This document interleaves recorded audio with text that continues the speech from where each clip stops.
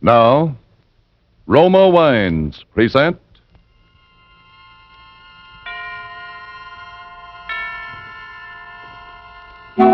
Suspense.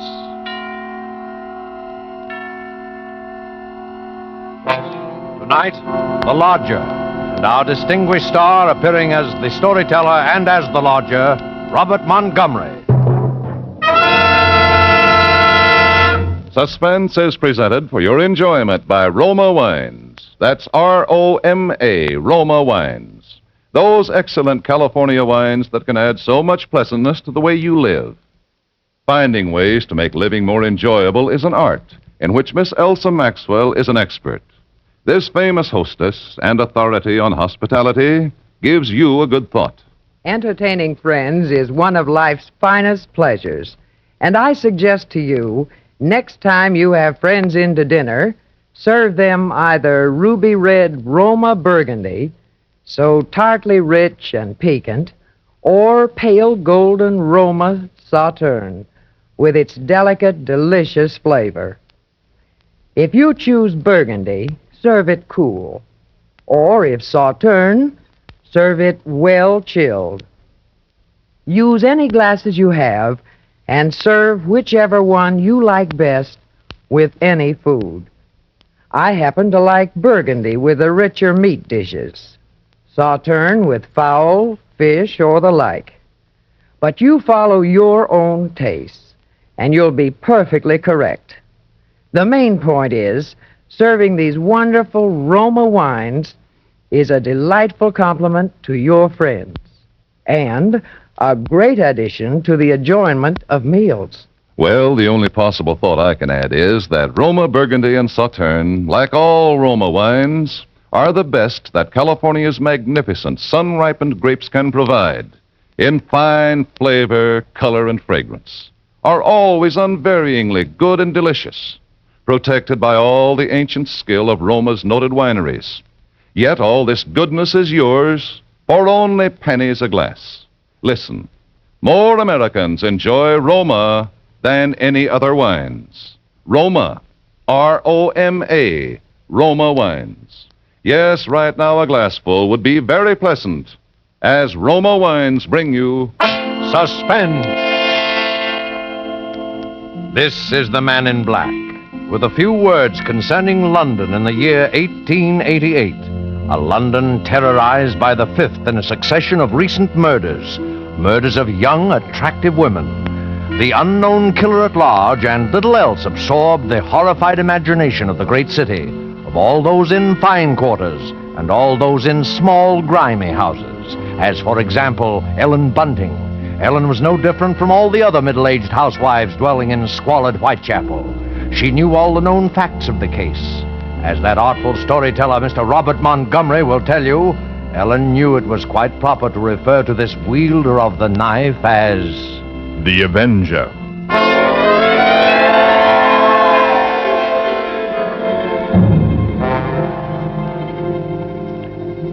On Thursday night, the 16th of April, 1888 it was, Ellen Bunting and Robert, her husband, sat before their fireplace reading the newspaper account of the latest murder. The Avenger had struck again.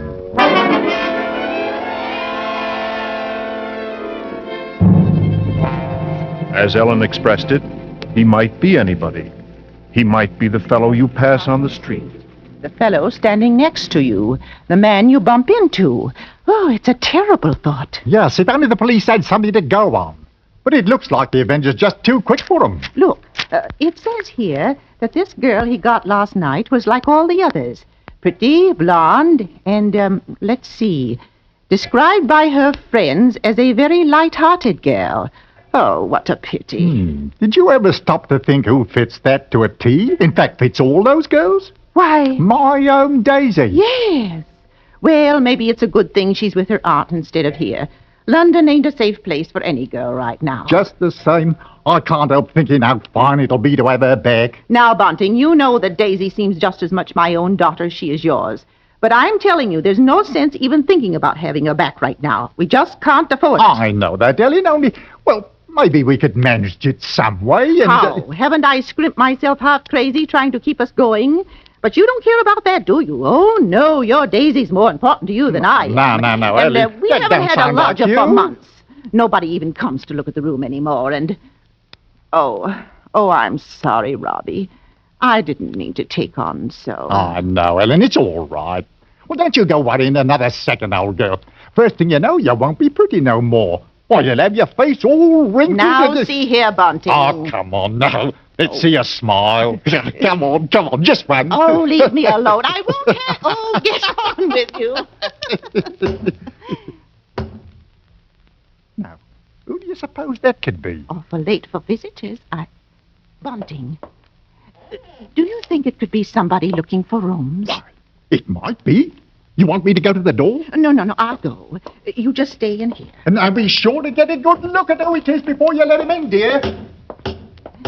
I'm coming. Why, I do hope that it's... Yes, sir? Is it not true that you let lodgings? Yes, sir. Won't you come in, sir? Thank you. Could I take your cape, sir? There's no need. Now, I am just looking for a quiet room. It must be quiet. Oh, we have that, sir. Above all, our house is quiet. Your bag, sir. May I take it? No. I'll hold it. If you'll be so good as to show me the room, please. Oh, yes. Yes, sir. It's right up these stairs, sir. This way. Thank you. You see, sir, there's just my husband and me here, and we're ever so quiet, and I'm sure you'll find this room to your liking, sir. Here we are. Now, I'll just light the gas. There. Very good. It is pleasant, isn't it, sir? And there's not many rooms with such pretty pictures, are there now? We have had them in the family for years, sir, and we're... Pictures interest me very little. You see, what really impresses me about the room is the very simplicity of it. The bareness. Yes, sir. It's not at all crowded, is it? It will be quite suitable, Bunting, sir. Mrs. Bunting. You see, I do a great deal of reading in my book here. The Holy Bible. Yes, sir. And please, sir, let me help you with your luggage. No. Don't touch it. But I only wish... You only wish to help, of course. You must forgive me, Mrs. Bunting. It's just that I'm so very weary. Of course, sir. He bringeth them to their desired haven. Beautiful words, Mrs. Bunting. Indeed they are, sir. And now at last, I have found my haven of rest. Yes, sir. Then you'll be taking the room? Yes. I shall pay you 30 shillings a week. This is satisfactory? 30... Why, yes, sir. Yes, sir, that will be quite all right. Good. My name is Sleuth, Mrs. Bunting. Mr. Sleuth. Sleuth. Think of a hound, Mrs. Bunting, and you'll never forget my name. 23. 4. 30. 30 shillings. Thank you, sir. And would you be wishing anything now? Supper, tea? Nothing, thank you. Good night, sir. Good night, Mrs. Bunting. You have... Stop it! Yes, sir. What did I do? That song you were humming. That music. But Music, Mrs. Bunting, save that expressing the majesty of God, is an accompaniment for irreverent gaiety and an instrument of sin. Yes, sir. And you assured me your dwelling was quiet. But it is, sir.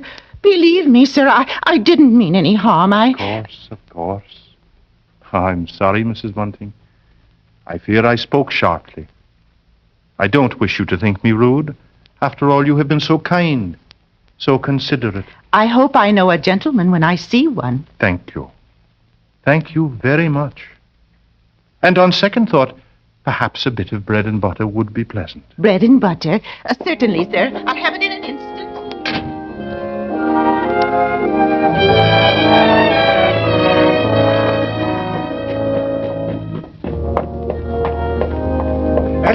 Ellen, did he take the room? Come into the kitchen where he won't hear us.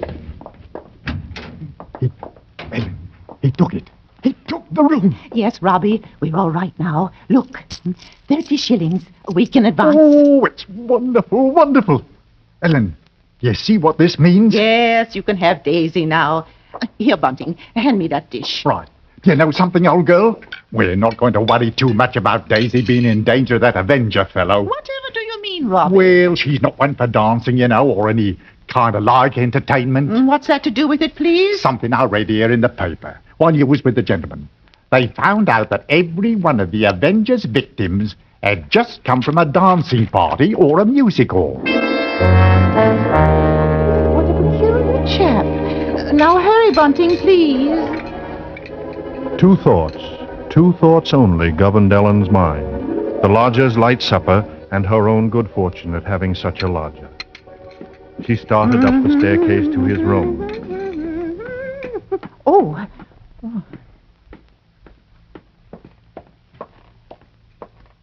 She hath cast down many wounded from her. Yea, many strong men have been slain by her. Come in, and to know the wickedness of folly. Why, mister, Yes, what is it? those pictures, those pretty girls. You've turned all their faces to the wall.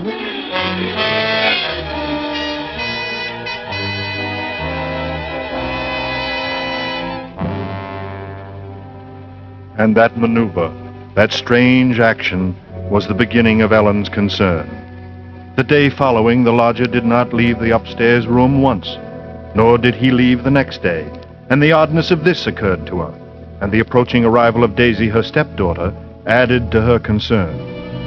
On the second night, her sleep was restless with vague, disturbing images, and so when she heard the first stealthy footsteps outside her bedroom, she was instantly awake.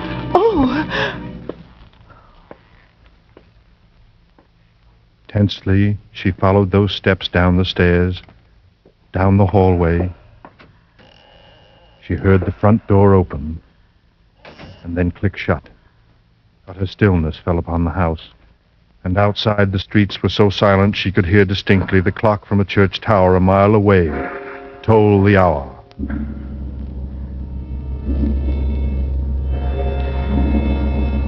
In her troubled fancy, she pictured a long figure plodding through the deep fog, moving quietly, stealthily, searching, stalking, finding.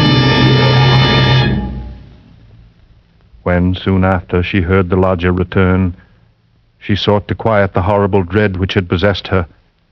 But for Ellen there was no more sleep, merely a tormented state of half-consciousness, which suddenly dropped from her soon after dawn. Horrible murder. That was the piercing scream of a newsboy far down the street. The Avengers strike during the night! Ellen Bunting heard the boy cry out the Avengers' latest stroke, made during the night. No. That's the special honorable murder at King's Cross! Avenger takes 6 victims, special! Avenger is recognized! And then that cold victim of night! Avenger strikes again! Avenger! Victim of night! Horrible murder! Avenger!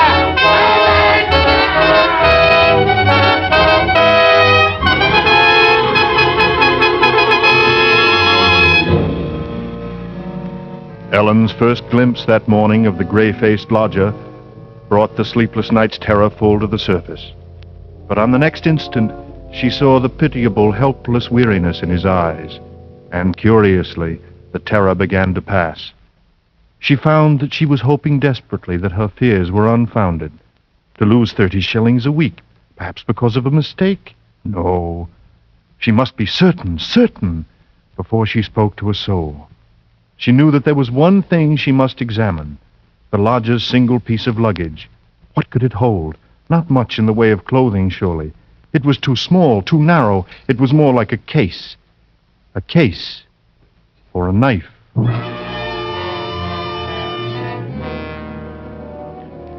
It was almost noon before Ellen found her opportunity to search the lodger's room. Soon after Bunting left to meet Daisy, Ellen watched the tall, thin figure in the black Inverness cape disappear down the street. And then she rushed upstairs and into the room. Quickly, she moved to the closet. It was no different than it had always been, utterly empty. She went then to the chest of drawers against the wall. She opened the top drawer and found nothing inside but a frayed shirt, 2 handkerchiefs. The next drawer, underclothes, socks. The next, empty. There remained, then, only one possible place for the small, narrow bag. The bottom drawer. And it was locked. Tugging at the drawer, she heard suddenly the opening of the front door downstairs. Panic-stricken, she rushed out of the room and down the hall to the head of the stairs. You're upstairs, Ellen. Look, Ellen. Daisy's here. It's so good to see you, and whatever's the matter? Yes, you've gone quite white. Oh, well, I'm all right. I wasn't expecting you so soon. Oh, you don't know how fine it is to be back again, Mother Ellen.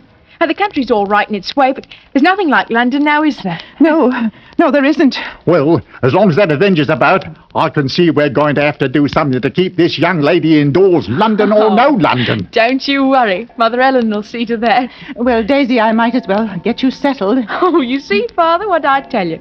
She'll have a dustcloth in my hand before I got time to take my coat off.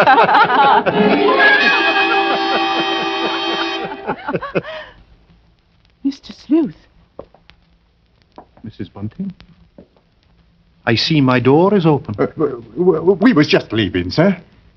Does this mean that all of you have been in my room? Oh, not all, sir. What must I do? Keep it locked? But you see, sir, I was just tidying up a bit, and Mr. Bunting, he brought his daughter up, sir. She's just arrived. This is Daisy, sir. Pleased to meet you, sir. She's been away for quite a long while, you see, Mr. Sleuth, and that's why we're a bit excited, you might say. Yes, you must have been surprised when you came in hearing us laughing and carrying on that way. Yes. Yes, I must say I was.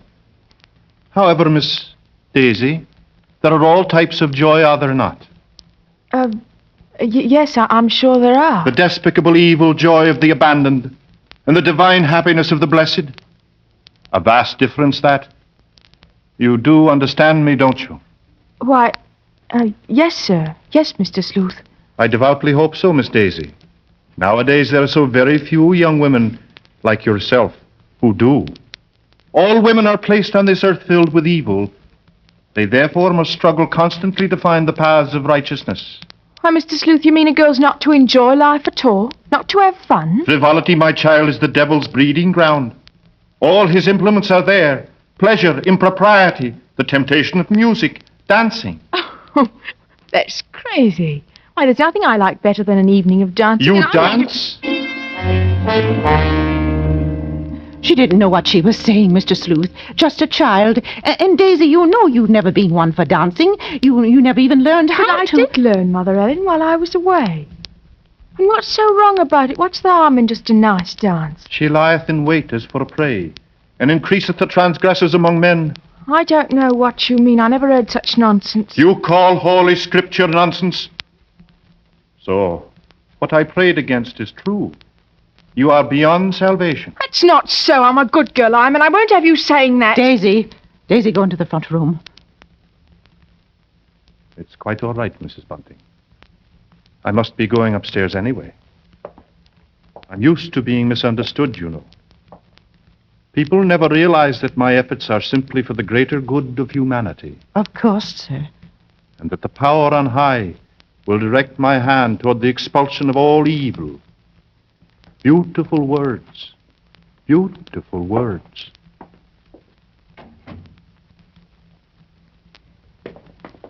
Daisy, listen to me. Yes? I've got to tell you about About what, Mother Ellen? nothing. I've got to go out for a while. I'll be back.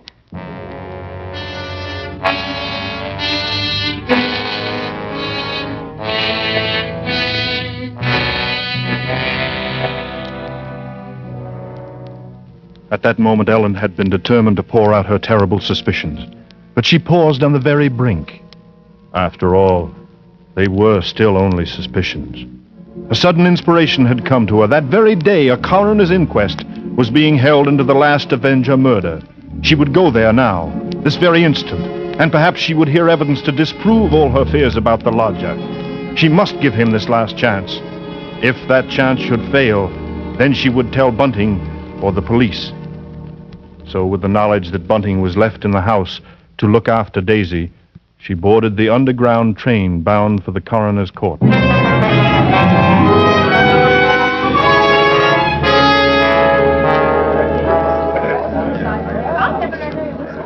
Ellen, seated at the rear of the inquest room, listened to each of the witnesses, and from one of them she found the first hope she had known for many days. This witness claimed to have seen the Avenger from her window, and the man she described in no way resembled Ellen's lodger. But in another moment, Ellen's hope was swept away. It was pointed out that the fog had been so heavy that night that the witness could not possibly have seen the murderer from her window. The next witness was a Mr. Cannot. This elderly gentleman was certain that he had not only seen but talked with the Avenger.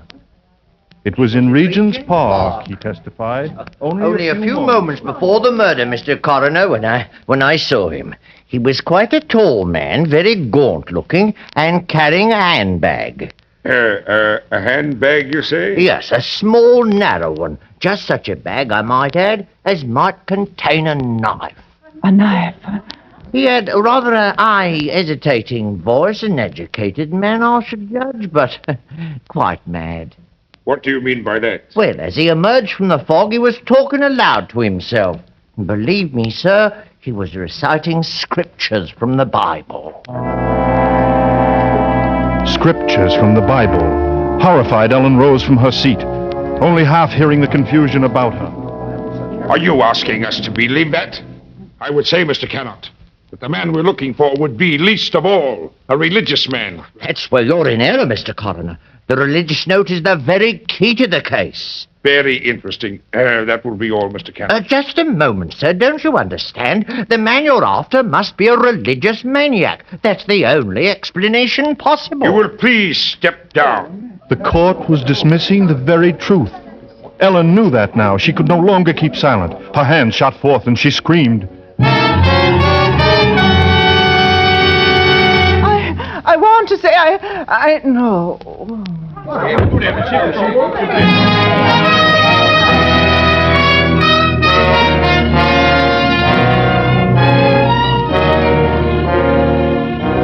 On the verge of speaking, she had fainted. And then when Ellen was revived a few minutes later, she said nothing. Her brain was in too great a turmoil, her nerves too shocked.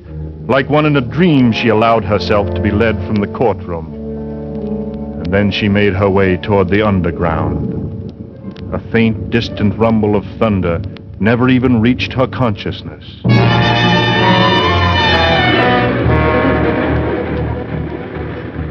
And she was barely aware of the grind of the wheels as her train pulled away from the station. Then, with the force of a mighty blow, the full realization struck her. No doubt any longer. Mr. Sleuth, her own lodger, was the murderer. He was the Avenger. The Avenger. The Avenger. The Avenger.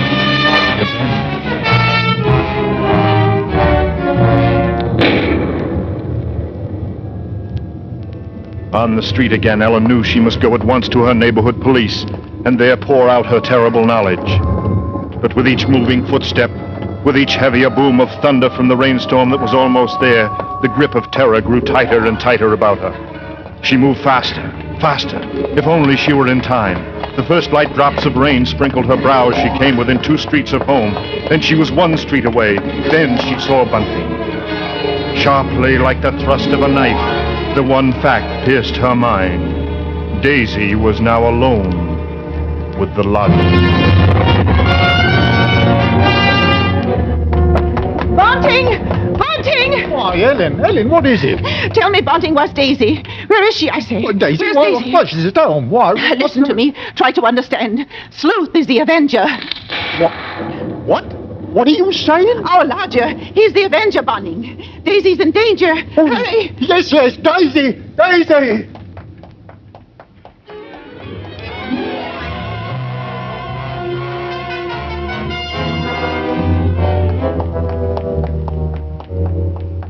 Here we are, Bunting. Daisy! Daisy! Daisy! Where are you? I'll look in the kitchen, Bunting. You try the sitting room. Daisy! Daisy! Where are you, Answer me, Daisy? Daisy! Oh, yeah, let's try the bedroom. Oh, she's not there. What about the dining room? I looked. She's not there. She's not downstairs. And there's just his room.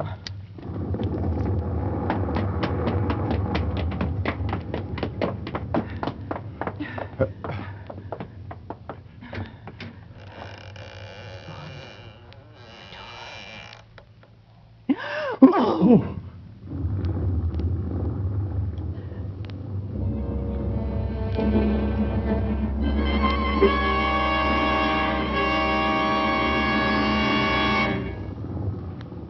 If I forget the old Jerusalem, let my right hand forget her cunning. And now hear me, O Lord. Daisy! I have not forgotten. I am ready, The knife. He's got the knife. ready to smite thine enemy. For man born of woman is born unto trouble, and I shall cleanse thy kingdom on earth. Yea, I shall show her thy wrath from heaven. No! Stop! Speak, O Lord. Daisy! I am ready. The power on high will direct the expulsion of evil. Yes, yes, O Lord. My servant hear it. And now...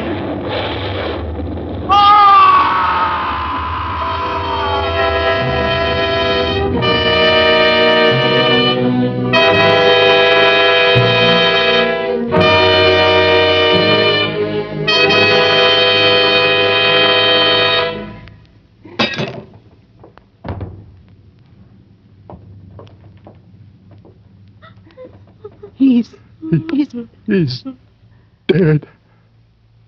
Daisy! Come to me, Daisy! Oh, thank heaven. Yes, thank heaven. Vengeance is mine, saith the Lord.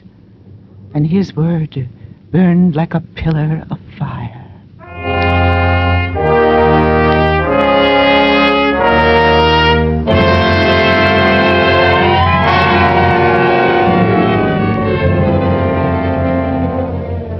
Death by act of God. Thus the final entry in Scotland Yard's record of the famous Avenger case. Yet, curiously enough, there were those at the Yard who were never quite sure, never entirely convinced that Mr. Sleuth was indeed the Avenger, any more than Mrs. Belloc Lowndes, who novelized the case, was convinced. There are those who will tell you that the real Avenger, a tall man clad in black, a man almost exactly like Mr. Sleuth, left England and came to America to live in a town near yours. He would be quite old now, but it may be true. Yes, perhaps, as it is written in Holy Scripture, he did fly upon the wings of the wind to walk as a stranger in many lands. Hast thou found me, O mine enemy? Beautiful words, those. Beautiful words. Don't you think?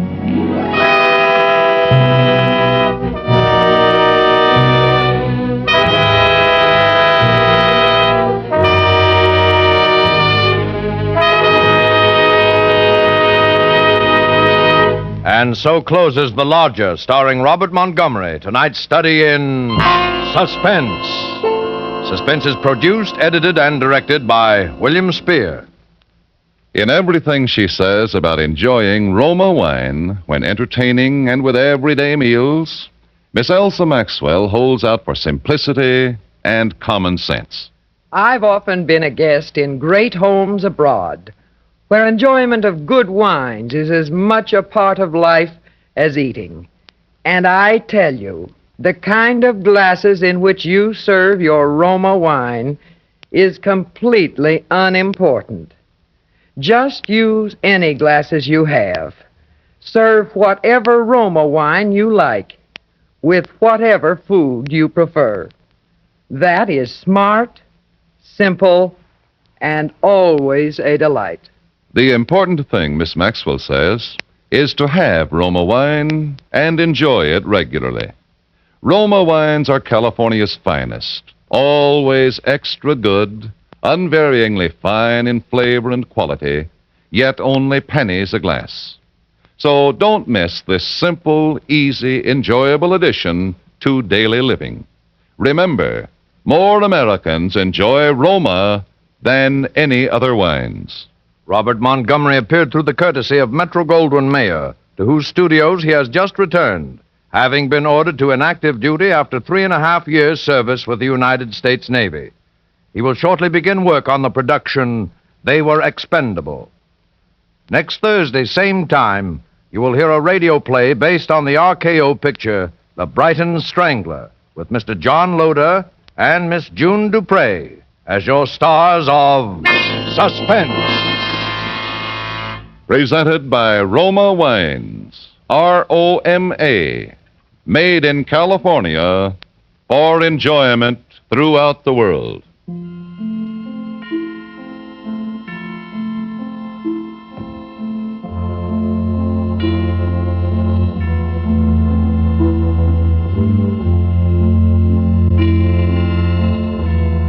This is CBS, the Columbia Broadcasting System.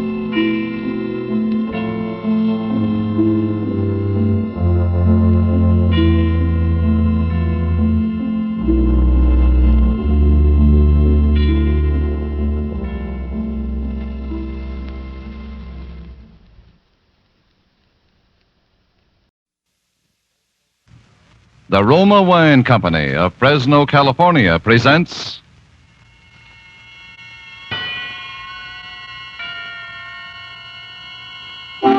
Suspense. Tonight, Roma Wines bring you Mr. Joseph Cotton as star of The Earth is Made of Glass, a suspense play produced, edited, and directed for Roma Wines by William Spear. Suspense, radio's outstanding theater of thrills, is presented for your enjoyment by Roma Wines. That's R-O-M-A, Roma Wines. Those excellent California wines that can add so much pleasantness to the way you live, to your happiness in entertaining guests, to your enjoyment of everyday meals. Yes, right now a glassful would be very pleasant, as Roma Wines bring you Mr. Joseph Cotton in a remarkable tale of Suspense.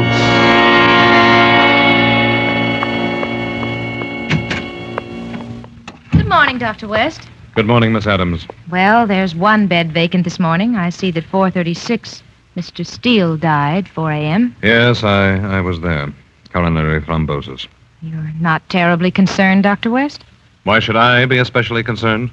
Well, the day nurse, Miss Rosenberg, said that you and Mr. Steele You girls were... gossip too much. Yes, Doctor. But I understand there's no family. What am I going to do with Mr. Steele's things? What things?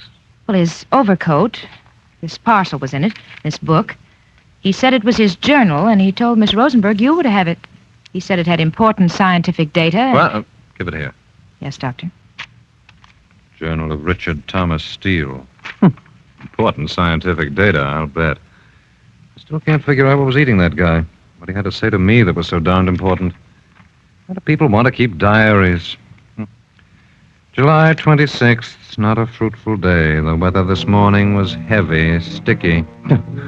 Lord knows what crazy stuff he's written here.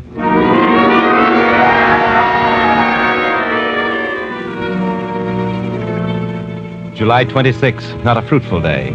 The weather this morning was heavy, sticky. I stayed indoors with the blinds drawn, spent 3.5 hours arranging and cataloging a shipment of books. And I must say I gloated over my new volume of Bacon, Gold Leaf, Uncut, 1836, a treasure. In the afternoon, I ventured out to play chess with Elliot. He's an uninspired player and a worse conversationalist.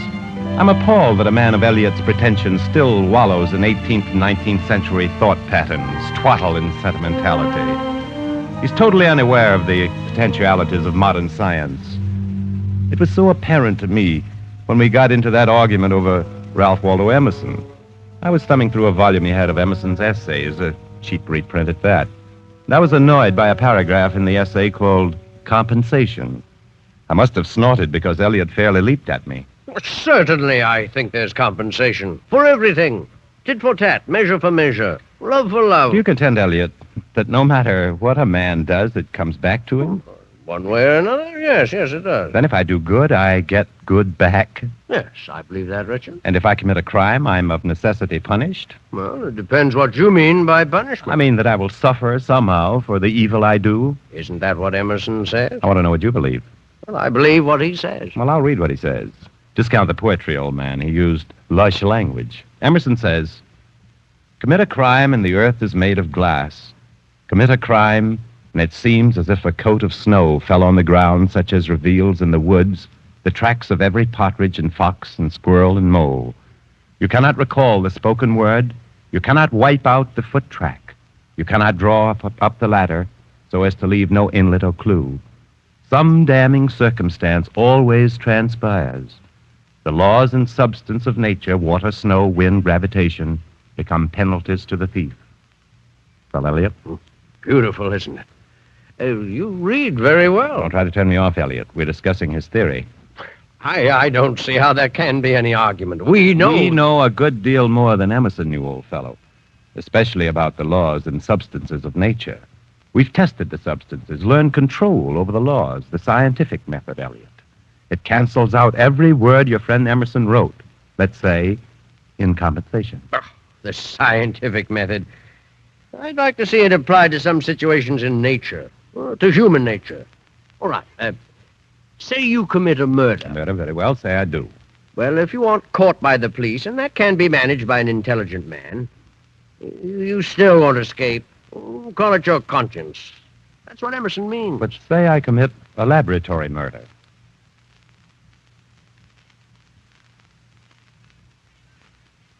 What kind of a murder is that? Let me put it this way. When the police catch a murderer, they have found a connection between the murderer and his victim, motive and clues, right? And when a murderer is caught by his conscience, it is still because he is connected with his victim through his emotions. I agree so far. Well, how is a murderer caught if he is in no way connected with his victim? Well, that's not possible. I don't know. There could be a pure abstract murder, a murder occurring in almost a vacuum, a murder in which the only connection between the two participants is the unadulterated act of killing.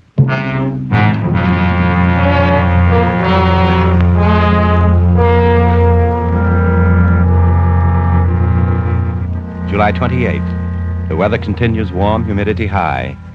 Today I roamed around my library, read a little, thought a great deal. It's odd that I should keep referring back to my conversation with Elliot.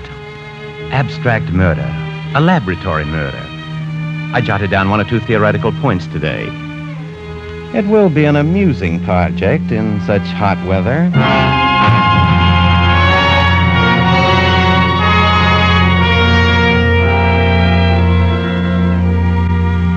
July 29th. What utter nonsense to think as I have of a laboratory experiment carried out in writing on paper. It's a contradiction in terms.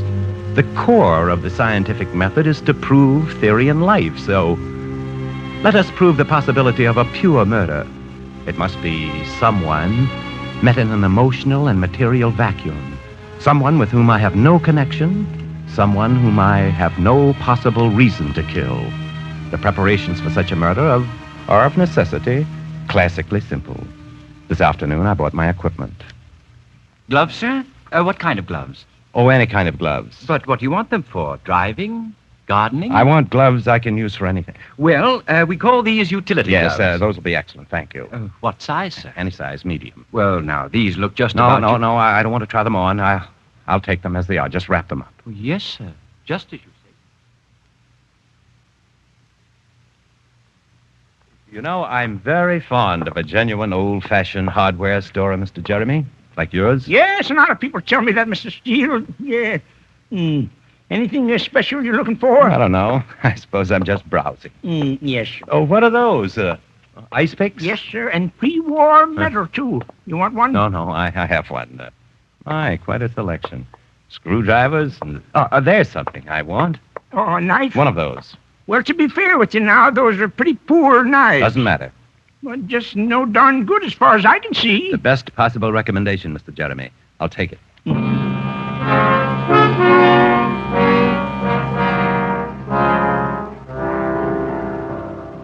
meaningless knife, all-purpose gloves, knife and gloves new, factory-made, uncontaminated by human association, smelling only of the harsh, impersonal machines which turn them out. My first safeguards against the intrusion of emotion. In a laboratory, this procedure would be called controls. To complete the controls, who would it be? I must never see his or her face. I must never know his or her name, age, occupation, thoughts, or desires. I must come into contact with this victim as casually as though we were blown together by the wind. There can be no selection, no volition on my part except the elementary volition necessary to raise my arm to kill.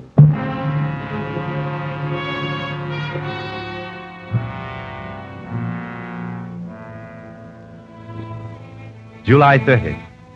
The exact record of what has occurred. I must write it down now while it is fresh in my mind. I will be absolutely precise and objective. Very well. Tonight, at some undetermined hour after dinner, I left my house on 74th Street with the new gloves and knife in my right-hand coat pocket. The only external circumstance I noted was that the air was hot, heavy, and still. But after all, everyone is affected equally by weather, so my consciousness of it was no limitation on my experiment. I walked an undetermined number of blocks, taking care to observe no street signs or landmarks. I observed only one thing, that there were many people on the street. In fact, I became aware only vaguely that I was pushing through a rather dense crowd, but I deafened myself completely to any specific words or conversation. Brilliant recording. Yes, brilliant. And although I imagined there was traffic passing in the street, I successfully blotted out all sound except for a dull roar. It seemed to me that the ominous heat had increased. The stillness of the air was almost palpable. Perhaps brought me sooner to the final resolution of my plan. But when I found my progress through the crowd blocked by what I can only describe as a human, I raised my knife and drove it into the back with all my force. I can't stand it. I can't. What's the matter with I continued walking without haste, pausing only a fraction of a second to hear. He's fallen. Get back. Get in there. To hear those few words. He's fallen. Give him air. He needed no air, I knew that.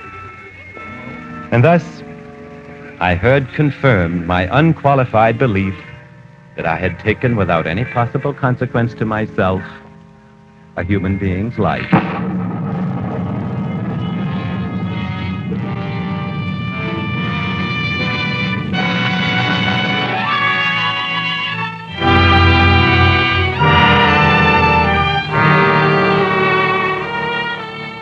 For Suspense, Roma Wines are bringing you as star Mr. Joseph Cotton in The Earth is Made of Glass by Sylvia Richards.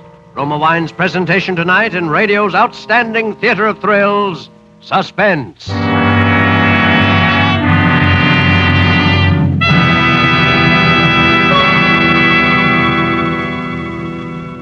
Between the acts of Suspense, this is Truman Bradley for Roma Wines. First call to my dinners, says Miss Elsa Maxwell, is Roma California Sherry. For this delicious wine is a perfect beginning to a good meal. In fact, this famous hostess goes on to say, Roma Sherry is an ideal wine because you can enjoy it any time of day or night. Golden amber with a rich nut-like taste. Glorious Roma Sherry is at its most delightful best served cool. Roma Sherry, like all the famous Roma wines, is made from carefully selected grapes from California's choicest vineyards. Grapes gathered at the peak of their flavor goodness, when every grape is hanging firm and full on the vine. Then quickly but gently pressed. Finally, by a process as slow and as old as time, brought to delicious liquid perfection by Roma's skilled vintners. Yes, all Roma wines are true wines, always unvaryingly good, bottled at Roma's own famed wineries. Enjoy Roma wines regularly for only pennies a glass.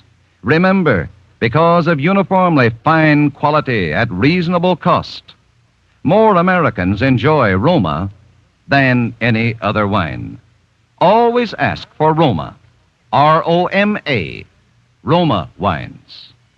And now Roma Wines bring back to our Hollywood soundstage Joseph Cotton as Richard Thomas Steele in The Earth is Made of Glass, a play well calculated to keep you in suspense.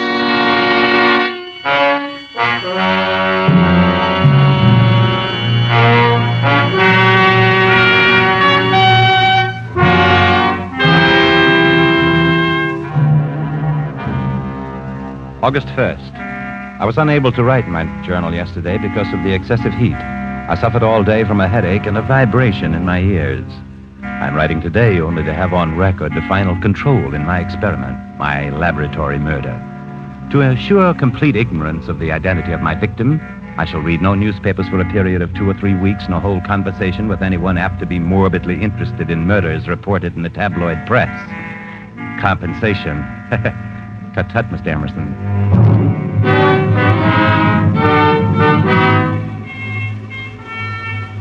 August 4th.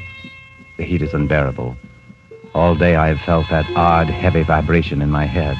Now also in my arms and body. It is almost constant in a 1, 2, 3 rhythm, and sometimes it is a sound as well as a vibration, like the distant sound of the sea.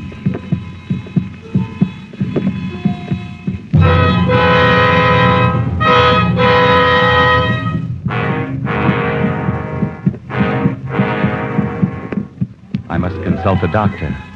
Last night I was kept awake by the throbbing in my head, and toward morning I was subjected to a new agony. Very softly at first, but louder and louder, like voices heard in delirium. My head became filled with an almost hysterical babbling. Brilliant. Brilliant. Brilliant. Appassionata. Appassionata. Appassionata. Brilliant. Brilliant. Brilliant. Appassionata. Appassionata. Appassionata. Brilliant. Brilliant. Brilliant. Appassionata. Appassionata. Appassionata. Brilliant. Brilliant. Brilliant. Appassionata. It is a nightmare. Appassionata. Not for an instant have the voices stopped or even paused. And they seem to keep time with the reverberation of my heart.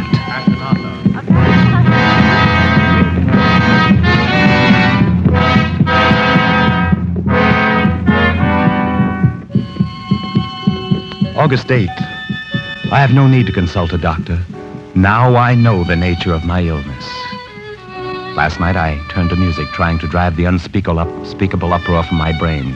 But when I put the records on the machine, the Frank violin sonata, and settled back to hear the first flowing melody of the violin, something happened.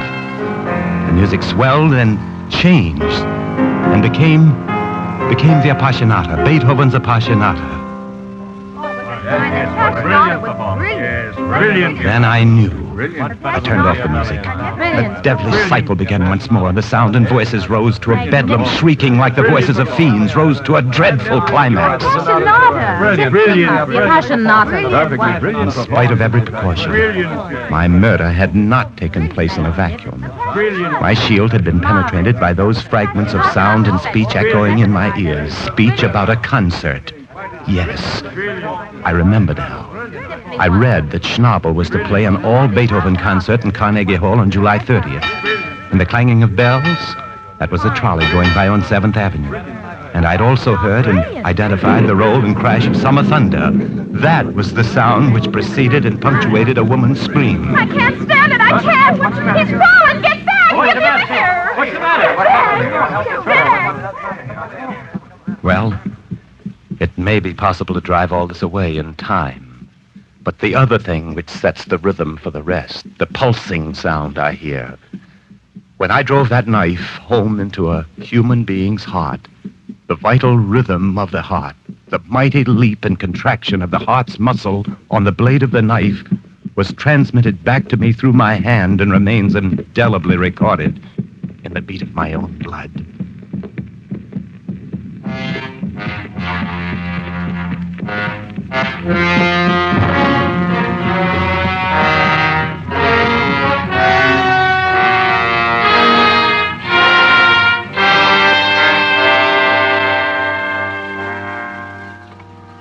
August 11th.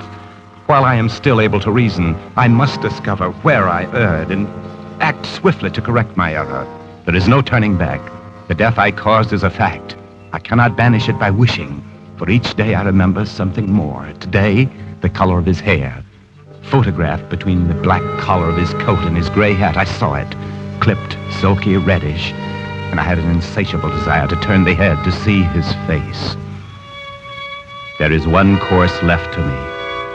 I will reverse my plan. I will learn in every possible detail the person whom I killed. Learn to know him, construct a total portrait. Then I will attempt to discard this portrait in its entirety. I beg your pardon, miss. Where are the newspaper files? I'll have to get them for you. What dates did you want to see? The week of July 30th. Which paper? The Times. I'll start with that. Just a moment. I want them for the whole week. Yes, well, here are all the copies for July, bound. And these loose ones are August so far. Thank you. They must not be taken out of the reading room. The reading room is to your right. Will you need them long? It may take me some time. I don't know. I'm doing some rather intensive research. Return them to the desk when you're through. I opened the bound volume near the end and immediately saw his picture, page 1, center. The photograph was blurred, but without reading a word, I recognized him because he matched his hair. I mean, his face went with the back of his head, the one I had seen. The hair growing to a slight widow's peak, eyes widely spaced, gray or very light blue, mouth wide, young and strong. Then I read the words above the picture, young man slain in crowd. That was all I read because at a moment someone spoke to me. Pardon me. When you're finished with that volume, may I look at it? It was impossible. It couldn't be. Standing at my shoulder, smiling, young, apparently as alive as I, but it was. He was there, he, my victim. The face and the paper in his face were the same. I swear they were the same. I'm sorry to bother you. The girl at the desk said you had the July volume of the Times. Yes, I'm was sorry. Did I startle you? Your picture. I'm looking at your picture. My picture? Well, you mean in the paper? I don't see any picture.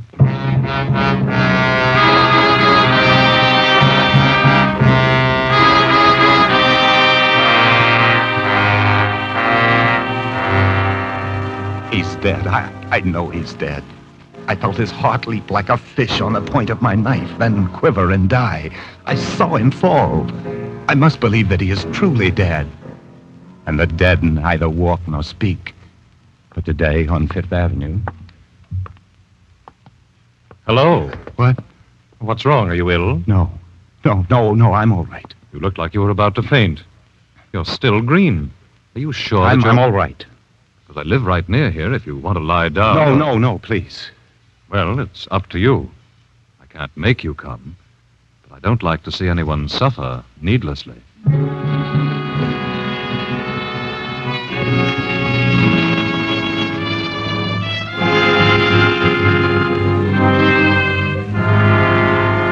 August 20th. He doesn't like to see anyone suffer. Yet because of him, there is not one day, 1 hour when I am free from despair and fear. Yes, I accept him now. The dead do walk and talk, at least one dead man does.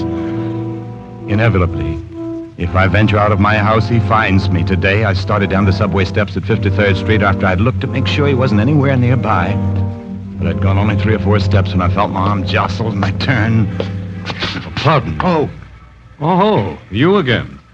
I'll bet you think I'm haunting you. Please, what do you want? Well, look, I don't want anything. Let's just call it fate or something. Why don't you let me alone? I'd begun to think that maybe we were both to be spared this. So had I. If I were superstitious, I'd say we had some unfinished business. Please, will you tell me something? Will you answer one question? Do you believe in compensation? You'll have to explain what you mean. If someone does evil, if I have done evil, must I get evil back? Well, say it again. Do you believe in good for good, evil for evil? Look, what about killing? Well, there's all sorts of killing. But senseless killing. Killing with no reason. What is the compensation for that? You've asked a pretty complicated question of a pretty simple man. The only thing that comes to my mind right off is what it says in the Bible. An eye for an eye, and a tooth for a tooth. That's what you believe? Why, yes, I believe that. Is that any help to you? Yes. Oh, yes. Anything you say would help.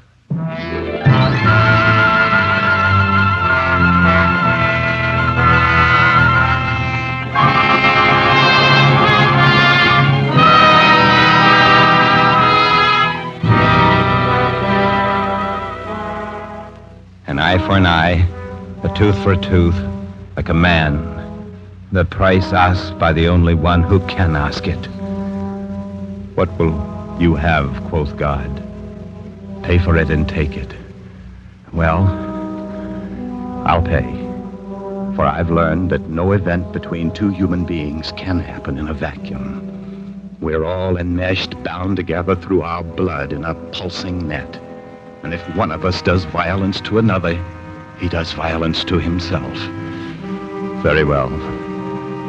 This price I am glad to pay. There is no other way.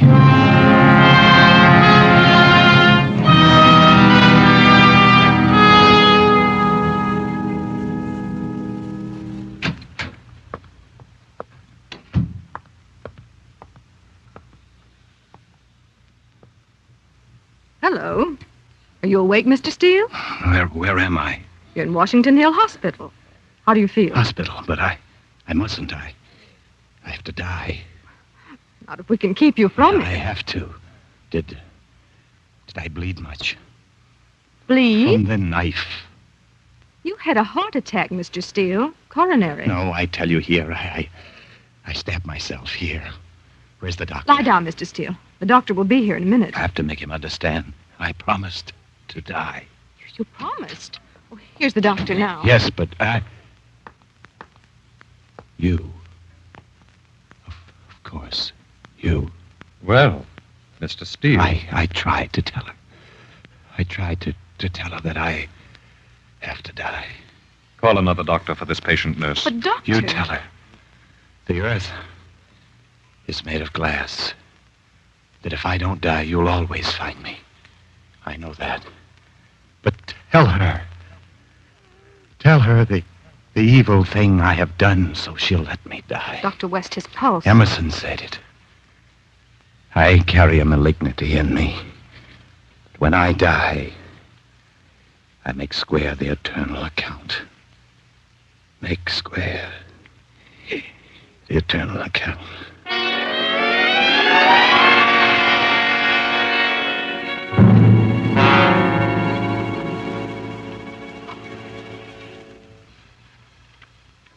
Well, Miss Adams, that's all there is.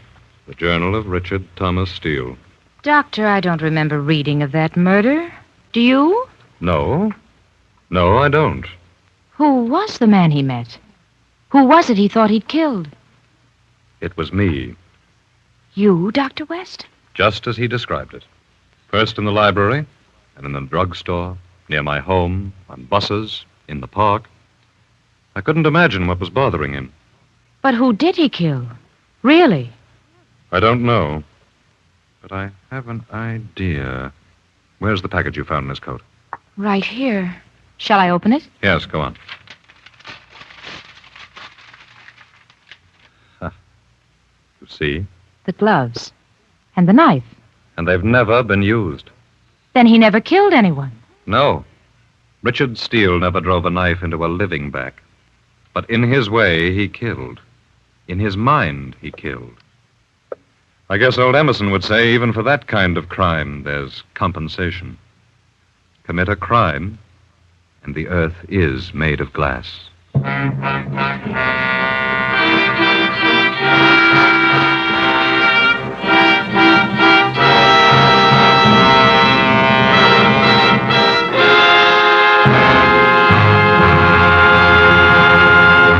Roma Wines have brought you Joseph Cotton as star of The Earth is Made of Glass.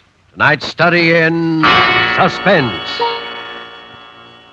This is Truman Bradley for Roma Wines, the sponsor of Suspense. These days, says Miss Elsa Maxwell, world-famous hostess, more and more people serve only one dish for dinner, with a salad and probably a sweet. That's why I'm sure so many more people serve Roma Wines, because Roma Wines add so much to a simple meal. With a savory pot roast, for example, I recommend glasses of good Roma, California Burgundy, served cool. Now, that's a good suggestion from Elsa Maxwell, for Roma Burgundy is a handsome wine with a good, warm heart. Try it and discover how happily its tart piquancy goes with meats. And if you enjoy cocktails before dinner, you'll make better cocktails with Roma's full-flavored vermouth, sweet or dry, made and bottled in the heart of California's famous vineyards, yet surprisingly low-priced. Try Roma vermouth soon, won't you? We would like to thank Joseph Cotton for appearing in the place of Clifton Webb, whose illness prevented his being with us this evening. Joseph Cotton appeared through the courtesy of David O. Selznick, producer of Alfred Hitchcock's Spellbound. Next Thursday, you will hear George Murphy in Suspense, radio's outstanding theater of thrills.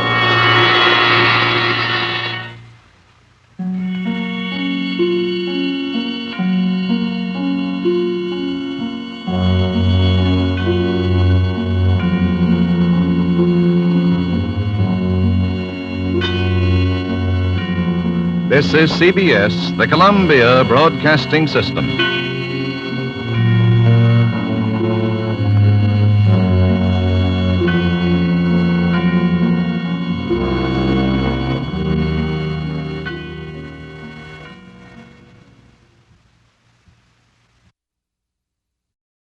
Now, Roma Wines, R-O-M-A, made in California for enjoyment throughout the world.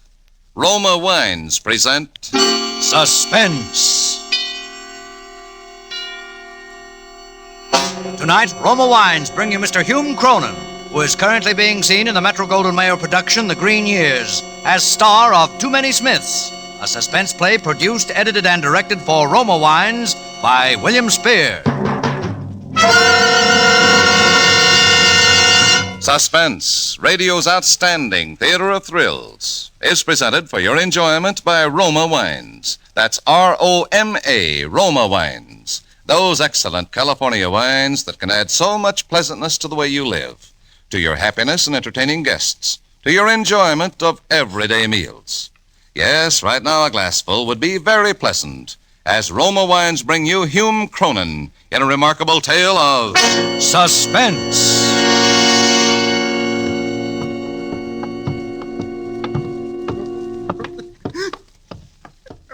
Right in here, Doc. What happened, Sergeant Hurley? I picked this guy up in a depot. I've been looking for him for 3 days. He's standing in the crowd screaming somebody made a sucker out of him. Getting violent. Well, I better have a look at him. All right, now. No one's going to hurt you. She made a sucker out of me. There he goes again. Who made a sucker out of Yeah, sure, she made a sucker out of me. Hand me my gun. Here. What are you going to do, Doc? Give him something to quiet him down. You think he's pulling an act? Hard to tell. Maybe temporary insanity. Yeah, pull up his sleeve. Come on, you.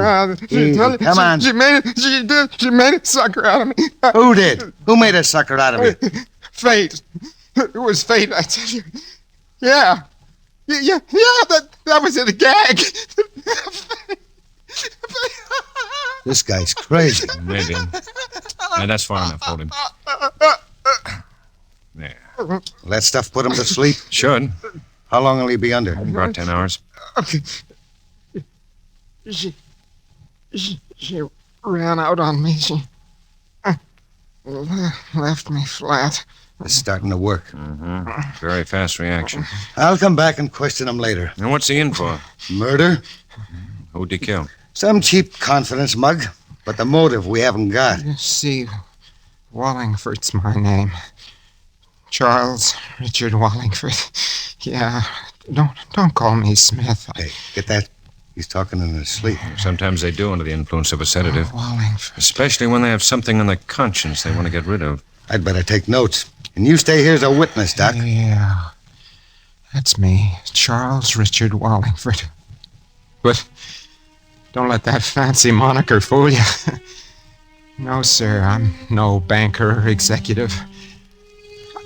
I'm just a guy who worked in a porter in a big office building downtown. But I don't want you to think I didn't have any ambition. No. I know that someday I'd get my break, and when I did, there was nothing going to stop me from going places. No, sir, not a thing. Now, take that night, for instance. It was 6 o'clock, and most of the offices were emptying out. I had my broom and mop, and I was ready to start cleaning the office of P.J. Rogers. P.J. He's the president of the Apex Advertising Agency. I always like to start with the top boys. I looked around PJ's office.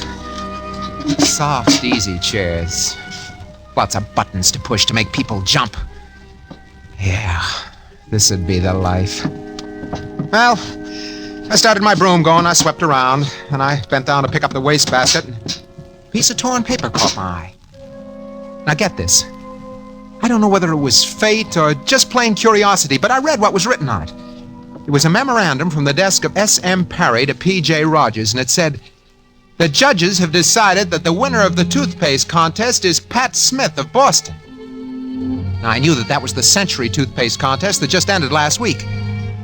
25,000 smackaroos to the winner. And this guy, Pat Smith of Boston, won it. Some guys have all the luck. Just for writing a slogan. $25,000, and this guy doesn't even know he won it yet. Yeah. He don't even know he won it. But I do. I got what's called an inspiration. According to the radio, the winner won't be announced until the 15th of this month. Today's only the 12th. Charlie, my boy. Charlie, my boy, I say to myself. When fate decides to hand you a break, who are you to turn it down?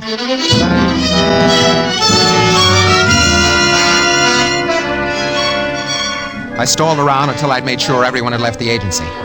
Then I went for the filing cabinets that had the entries. They were listed from A to Z. I found the names that began with S, and I started looking for Pat Smith from Boston. There were over 200 Smiths, Abe Smith, Betty Smith, Carl Smith. I went through them until I came to Ollie Smith. And the next one was Pat Smith of 500 Commonwealth Avenue, Boston, Massachusetts. I copied the address and the slogan. Brother, to me, that slogan sure sounded corny. But who am I to judge $25,000? I went downstairs to the locker room, I changed my clothes, I beat it over to Grand Central, and I caught the midnight to Boston.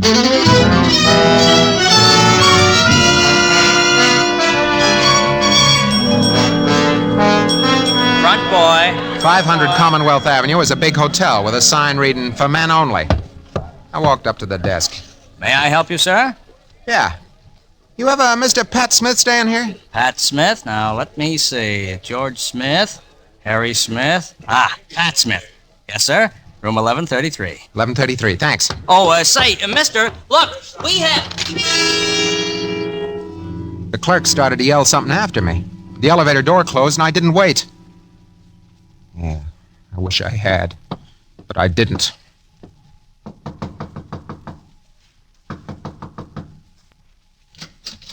Yeah? Hello. My name's Wallingford. Charlie Wallingford. I'd like to talk to you. What about? About $25,000. This a joke? That kind of money isn't funny, mister. Come on in. Thanks. I'll just move my clothes and you can sit down. Yeah. Thanks. Thanks a lot. Now, what can I do for you, Mr. Wallingford? Mr. Smith, how would you like to make $12,500? That's a lot of money. It sure is. What do I have to do? You entered the Century Toothpaste contest, didn't you? The slogan contest? Yeah, how'd you know? I work for the people that run the contest. I see. And I can fix it so that you can win first prize. I'm beginning to understand. Good. Then I don't have to do any explaining. It isn't exactly legal, is it? Well, maybe not. I thought all these contests were running the up and up. They are. This happens to be an unusual circumstance. I see. Somebody had to win. It might as well be you. Tell me, why of all the contestants did you happen to pick me? Oh, I don't know. Just chalk it up to fate. And suppose I don't agree to your proposition. Then I'll find somebody else who will. Simple as that? Yeah. All right. It's a deal, Mr. Wallingford. Just plain Charlie to all my business friends. Shake. Yeah. Well, I suppose you're busy. Not at all. Well, don't you have some kind of job you got to get to? No. That's why I came to Boston. Oh. How long you been here? 2 days. Wait a minute. How come your entry had this address? Oh, I reserved this room a month ago. I've been using it as my mailing address. Oh, I see. Where you from, Pat? Nowhere in particular, just where my business takes me. You don't say. Got any family? No, not a soul. Maybe you have friends here in Boston, huh? Not a one. Gee, that's too bad. Why the look? Oh, nothing. I was just thinking. About the money? Right the first time. It's too bad our paths didn't cross before. Why's that? I think we'd have made a good team. What's your racket? Stocks and bonds. Sell them? Uh-huh. Legitimate? What do you think? I don't. Say, isn't contests out of your alley? It's just a hobby. But sometimes they pay off, huh? Well, come on, let's blow this place. We'll really celebrate our little deal. Sure, anything you say.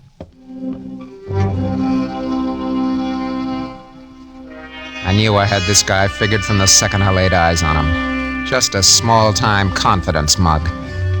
And I knew he wasn't going to play 50-50 with me. No, sir. The minute he got his hands on that dough, I'd have to sing for my half. So I decided to take it all. Yeah, I could be Pat Smith for a couple of days. And just so there wouldn't be too many Smiths, I'd fix this one up with a one-way ticket.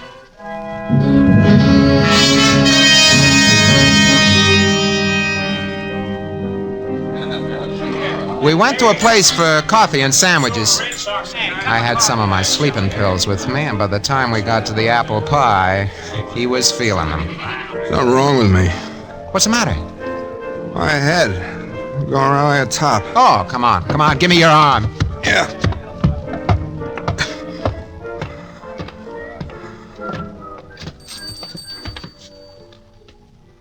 Well, here we are. The air will straighten you out. I just want to lay down. You will. In a little while. Where are we going? Just walking. I want to lay down. Oh, hey, take it easy. Hey, easy. Yeah, stand up. Hey, why are we walking out on this dock? Just to get you some air. Bring you around. All right. Hey there. Yeah? What's wrong, mister? Well, nothing, officer. My friend here isn't feeling very good. Oh, yeah? But let me have a look at him. Sure. Hey, wake up. I just want to lay down. Okay, mister. I just want to check up. Lots of funny things happen around here tonight. Oh, you can't be too careful. No, sir. Good night, officer. Good night. I waited until the cop disappeared into the fog. Smith had passed completely out of the picture. Dragged him down to the end of the dock. I looked around me and I found a piece of lead pipe and that was over. I stripped off his clothes and I changed with him. I stuck the pipe under his belt and I pushed him into the water. I watched his body sink.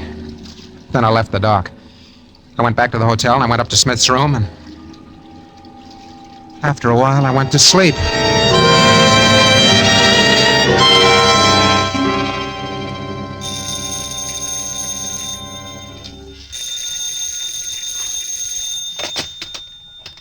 Yeah? Mr. Smith? Mr. Pat Smith? Speaking. Well, there's a young lady waiting for you. Waiting for me? Yes, sir. She says she's your fiancé.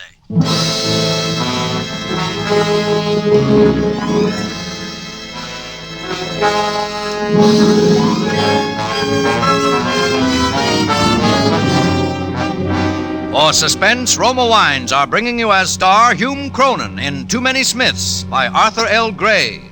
Roma Wines' presentation tonight in radio's outstanding theater of thrills, Suspense.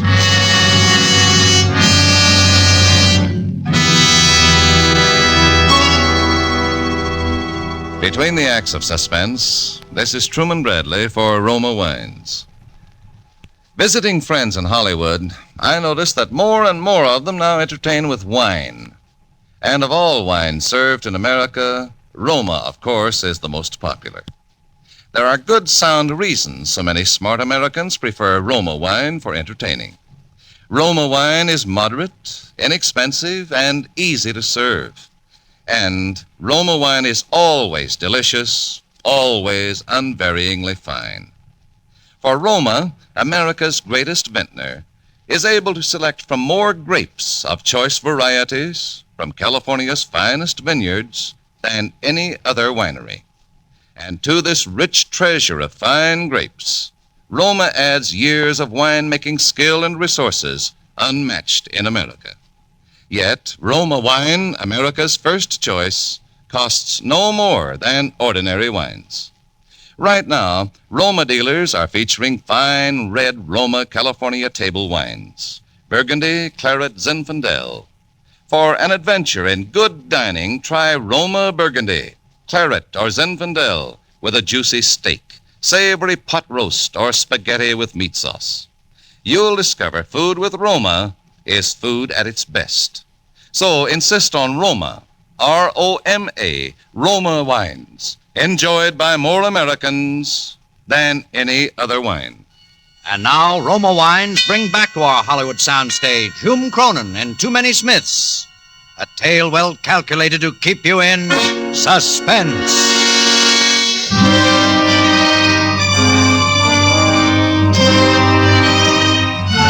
Hello? Hello? Hello? I lay there, paralyzed with that phone in my hand. Hello? Hello? Mr. Smith? Did you hear me, sir? Your fiancée. My fiancée? Yes, sir. Oh, yeah, okay. I'll be right down. She'll be waiting for you in the reception room. This didn't jive. Smith said he didn't know anybody in Boston. Started to break out in a sweat. I had to go down and face her. Trying to avoid it would make things look suspicious. I took my time dressing, but my mind was going like a machine gun. But it was no use. There's nothing I could do but to face her and try and bluff my way.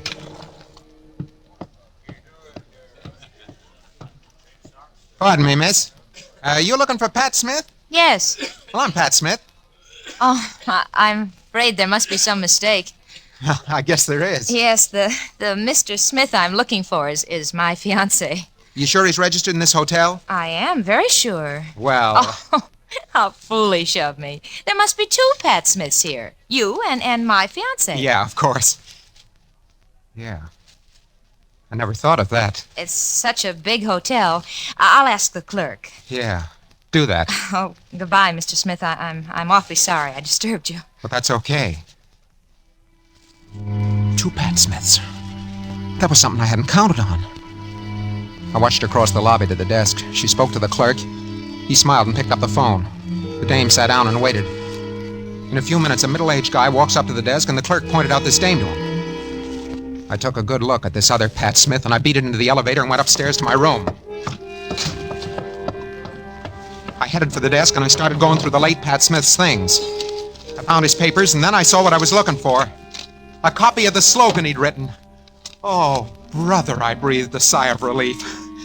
It was the same as the one I'd copied from the agency's files. Fate is sure sticking closer to me than a suspicious wife. That stupid clerk could have sent me to the wrong Smith, and if I'd knocked him off, I really would have been in a jam.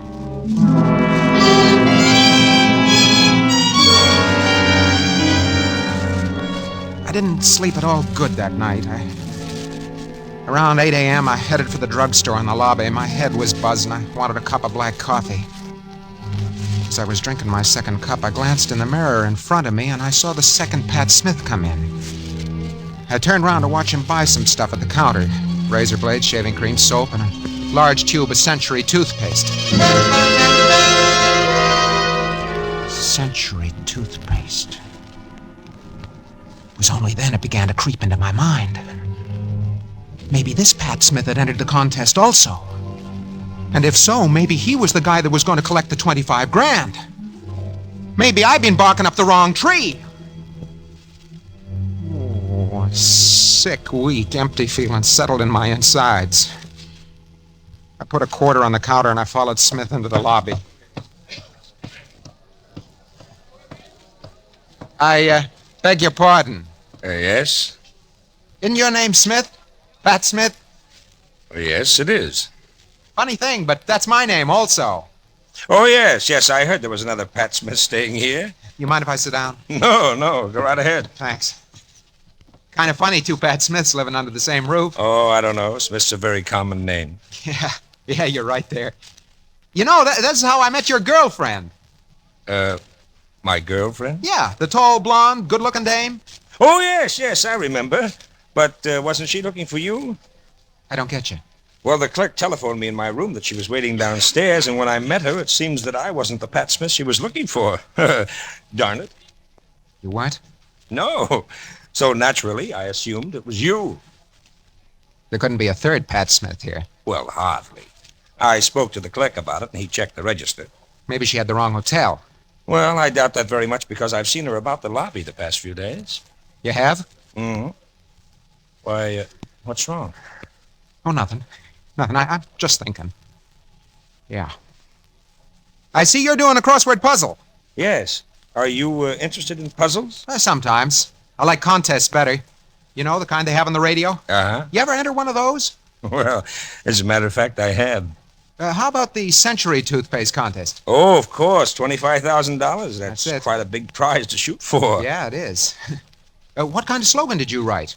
Well, I think it's pretty good. I got a copy right here in my pocket. Would you care to read it? Sure would. Let me see now. Where is it? Oh, yeah. Here it is.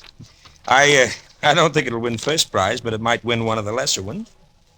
Well, what do you think, Pat? Yeah. That's pretty good.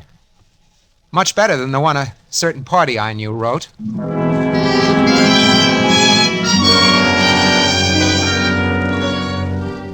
Didn't take no book critic to see that the slogan this Smith wrote was the better of the two. I was a fool. If I'd looked through the files at the agency more carefully, I'd have seen that there were two Smiths and which Smith won the dough. I was in a tough spot. Tonight at 10, they were going to announce the winner. I had just 6 hours to figure out an angle or lose 25 grand. Hello? Hello, Mr. Smith. Who's this? Mr. Smith's fiancée. Remember? Yeah, I remember. What do you want? I think you and I better have a little talk. What about? About my fiancée. Where are you? In the lounge. I'll be right down.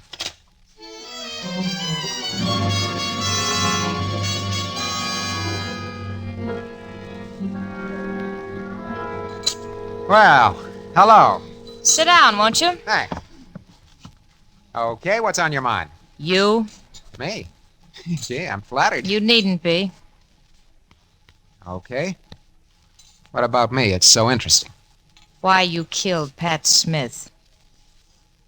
I don't know what you're talking about. Let's not be stubborn about this, Mr. Wallingford. Must I repeat my question? No. Who are you? You already know that. What's your name? Betty. Betty what? I'm asking the questions. How do you know he's dead? It's in the evening papers. Let me see that. Here. Police discover body in Charles River. First thought to be Charles Wallingford, but fingerprints taken from the dead man proved his identity to be Pat Smith, a small-time confidence man wanted by the police in 3 states. The police are looking for Wallingford. New York City police have discovered that Wallingford's been missing from his rooming house for the past 5 days. You see how I know. Where do you fit? I was supposed to meet Smith here. We had a little job planned. Oh, I see. And you went and spoiled it. Why? Come on, start talking. If I don't like the tone of your conversation, maybe the police will. Well,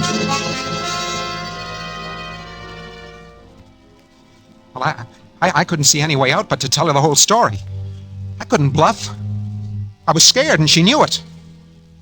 She didn't say anything while I was talking. She just sits and stares at me. I always told Pat those contests would be the death of him. Well, that's how it is. This other guy will collect all the dough. You giving up so easily? You have any ideas? $25,000. I was a fool to get mixed up in this in the first place. Are you sure this Smith is going to win? It can't be anyone else. Ah. Well, you've gone so far. Why not take another step? What do you mean? I met this other Smith just as I met you. Yeah, I know that. And from the way his eyes lit up, I could see he was kind of sorry I wasn't his fiancée. So? I don't think Mr. Smith would mind very much taking a walk with me down by the river. Maybe holding hands. I see what you mean. Just the way you did the other job. Well, I don't know. You scared? No, I'm game. Good. Look, You get him on that dock. I'll take over from there. Don't worry. He'll be there. Yeah. By the time the cops fish him out of the river, we'll have the money and plenty of distance. You mean we go together? What's the matter? Don't I appeal to you?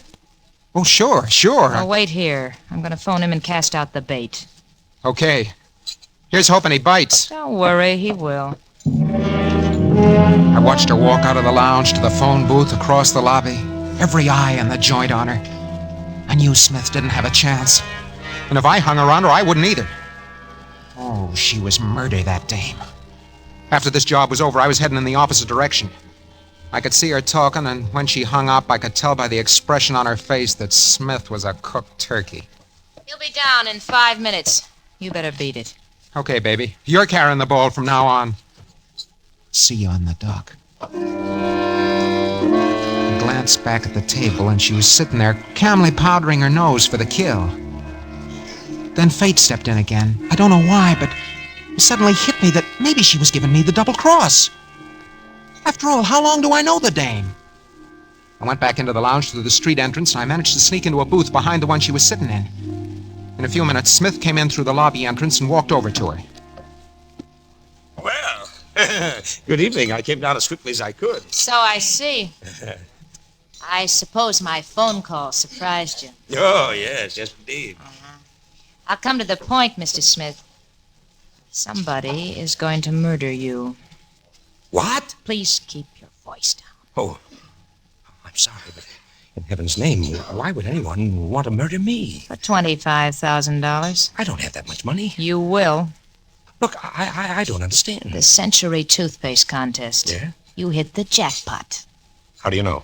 The winner won't be announced until 10 tonight. I have a way of knowing these things. I'm going to call the police. Sit down, Mr. Smith. I got a better idea. She lowered her voice, but by straining, I got wind of what she was pulling. That was clear. She wanted the money, but without a murder rap.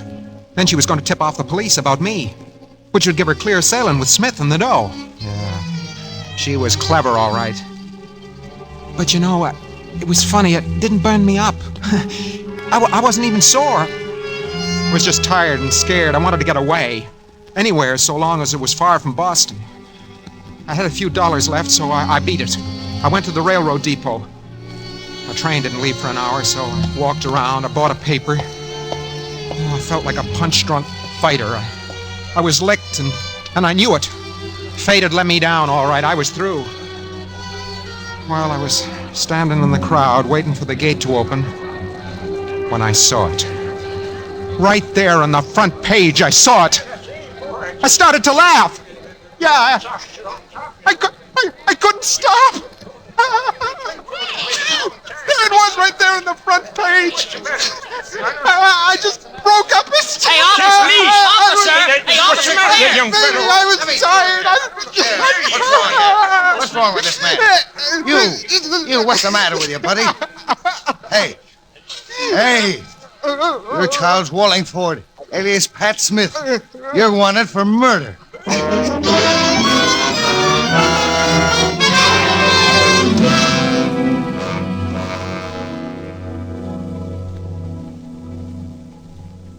What a story.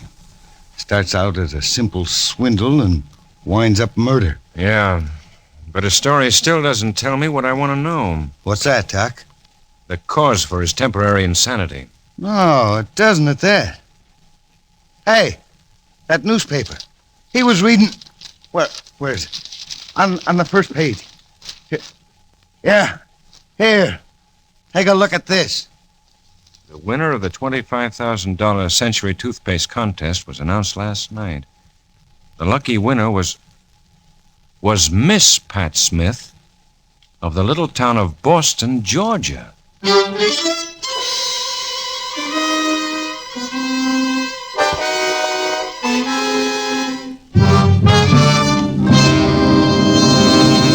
Suspense. Presented by Roma Wines, R-O-M-A. Made in California for enjoyment throughout the world. Just 2 more shopping days before Father's Day, June 16th. This year, give Dad something special, a gift he'll long remember with pride and warm appreciation. Honor him with a bottle of magnificent Roma California champagne, traditional wine for the truly special occasion. Or if you're planning a family party for Dad, make it really festive with the bubbling brilliance of pale gold, sprightly dry Roma champagne. For Roma champagne pays the perfect compliment due the man of the house on his day. And throughout this month of weddings, anniversaries, and gala social events, you can rely on Roma champagne to add the subtle touch of continental smartness that makes your hospitality outstanding. Yet, delicious Roma champagne, so lavish, so glamorous, so flattering to your guests, is really inexpensive. When you shop tomorrow, get Roma champagne. That's R-O-M-A, Roma wine, America's first choice. Next Thursday, same time, Roma Wines will bring you June Dupre as star of Suspense, radio's outstanding theater of thrills. Produced by William Spear for the Roma Wine Company of Fresno, California. This is CBS, the Columbia Broadcasting System.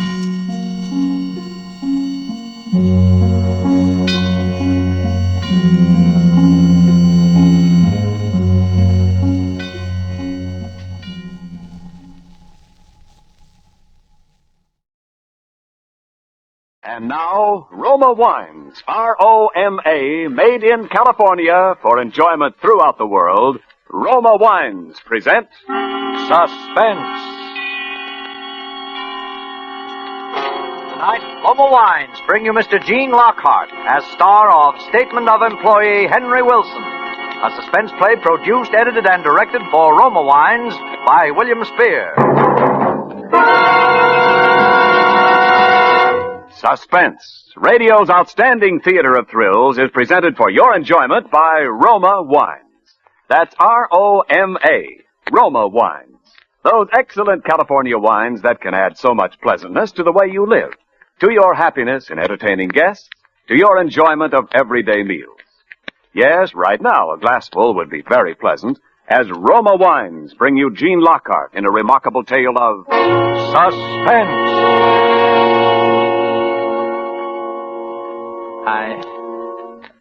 I was aware that I was trembling.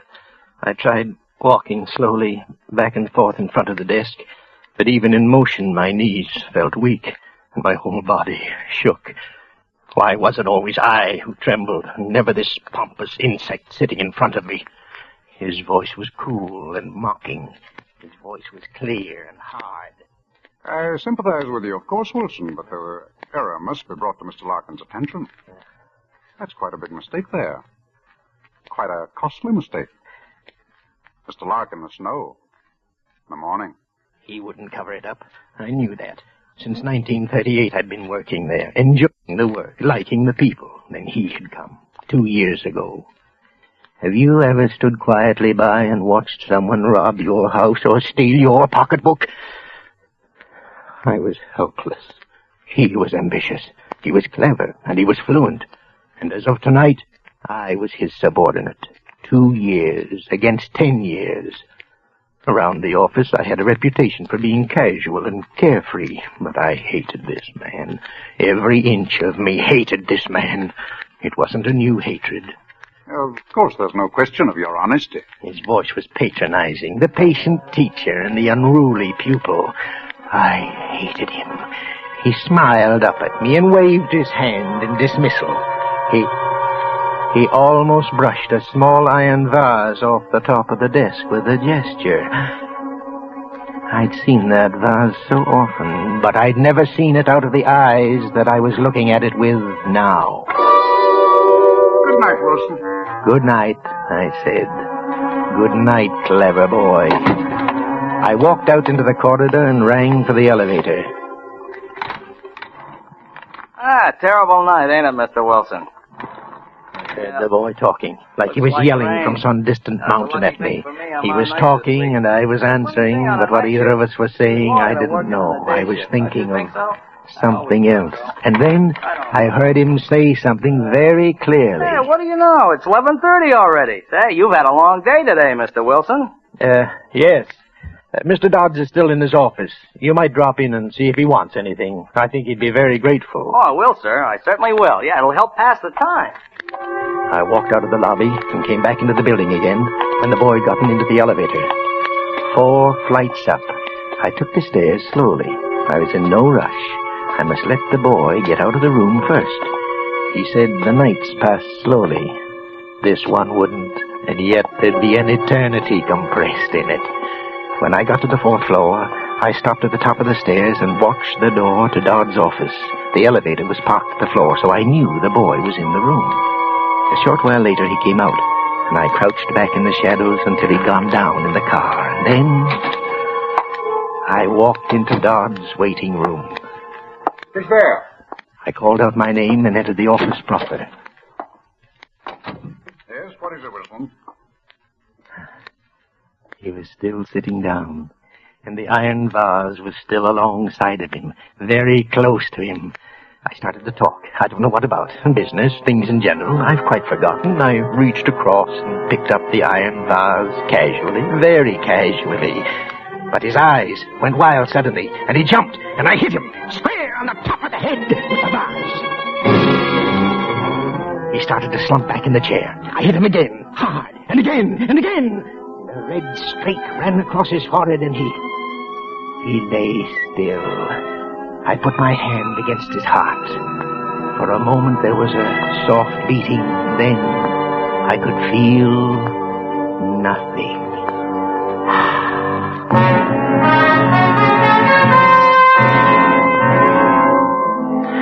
I'm often very nervous.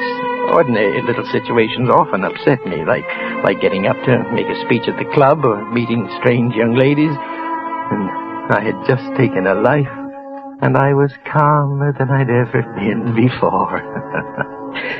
I wiped the vase off and put it back on the desk. I moved slowly back to the door. I wiped the doorknob, looked once around the room before I opened the door, and stepped out into the waiting room. And then... Going home, Mr. Wilson? I stood there, afraid to turn, afraid to think. I slammed the door shut behind me and stood in front of it. Are you all right, Mr. Wilson? I tried to talk, but the words got caught somehow in my throat. It was the sweeper, Tom Higby, the night sweeper. Crazy Tom. I almost fainted. Everything had been set so nicely. I'd left the building. The elevator boy had come up and found Dodds in good health. Someone had stolen him later and killed him. That would be the elevator boy story. I'd left the building. Are you all right, Mr. the Wilson? building, but... I'm fine, Tom. A bit of a cold, that's all.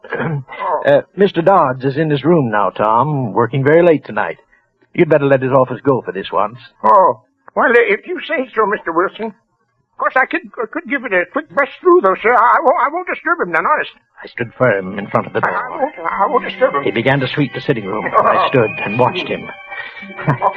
I was nervous again. I felt a sickness at the bottom of my stomach. I tried to talk, and I sounded stupid.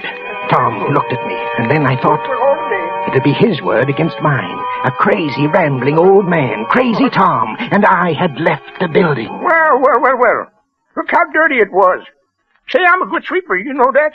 Yes, sir, darn good sweeper. Do you see this broom? I got a new broom. See? See my new broom, see it? Oh, yes, sir, new broom. I looked at my watch. It was almost 12. All the time I was wasting with him, I could stand no more. Crazy Tom. His story tomorrow would be listed as an idiot's babble. I had left the building an hour ago. I couldn't afford to waste any more time. I walked behind him. He was laughing, and I hit him on the back of the neck. Not too hard, just enough to stun him. He pitched forward onto the floor. I dragged him into Dodds' office. I lifted him into the chair facing Dodds. I brought his new broom in from the sitting room, leaned it against the desk in front of Dodds. I took the iron vase, and I curled Tom's hands around it for the fingerprints and dropped it at his feet. Crazy Tom. An insult, a fight, a killing.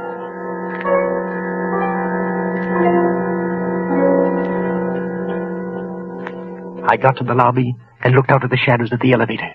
The boy was sitting on a chair outside the car, asleep. I came out of the darkness, and I went quickly toward the street and began to walk, rapidly. Then I had a sudden idea. I went into a cafeteria and used the telephone. I called the building I'd just left and got the elevator boy on the phone. Hello there, Jim. This is Mr. Wilson, Jim. Has Mr. Dodds left yet? The voice that answered me was sleepy, and the words were hard to make out. But I knew all the answers. Well, listen closely, Jim. Will you tell him that the address of the place we were talking about is 144 Gray Street? Yes, 14... That's right. He'll know what I mean. Will you go up and tell him now, Jim? Thanks a lot, Jim. I was sure the sweeper would be discovered in the room with Dodds.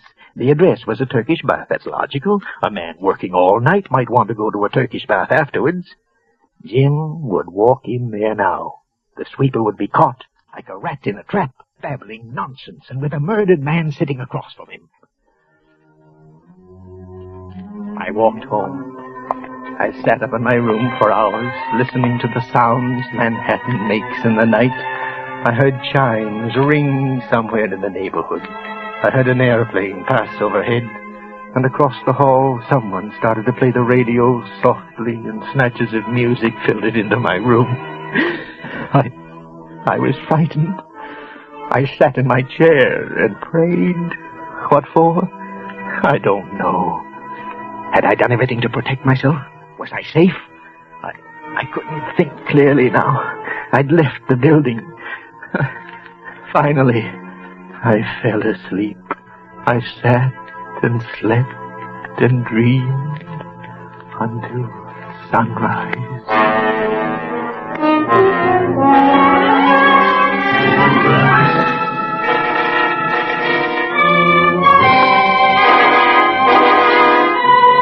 For Suspense, Roma Wines are bringing you Gene Lockhart in Statement of Employee Henry Wilson, a radio play by John Shaw.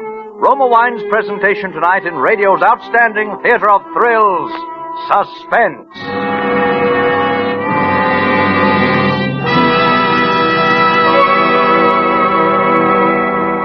Between the acts of Suspense, this is Ken Niles for Roma Wines. Right now, in sunny California's famed wine grape districts of Napa, Sonoma, Lodi, and San Joaquin, wine growers are picking nature's grape treasure.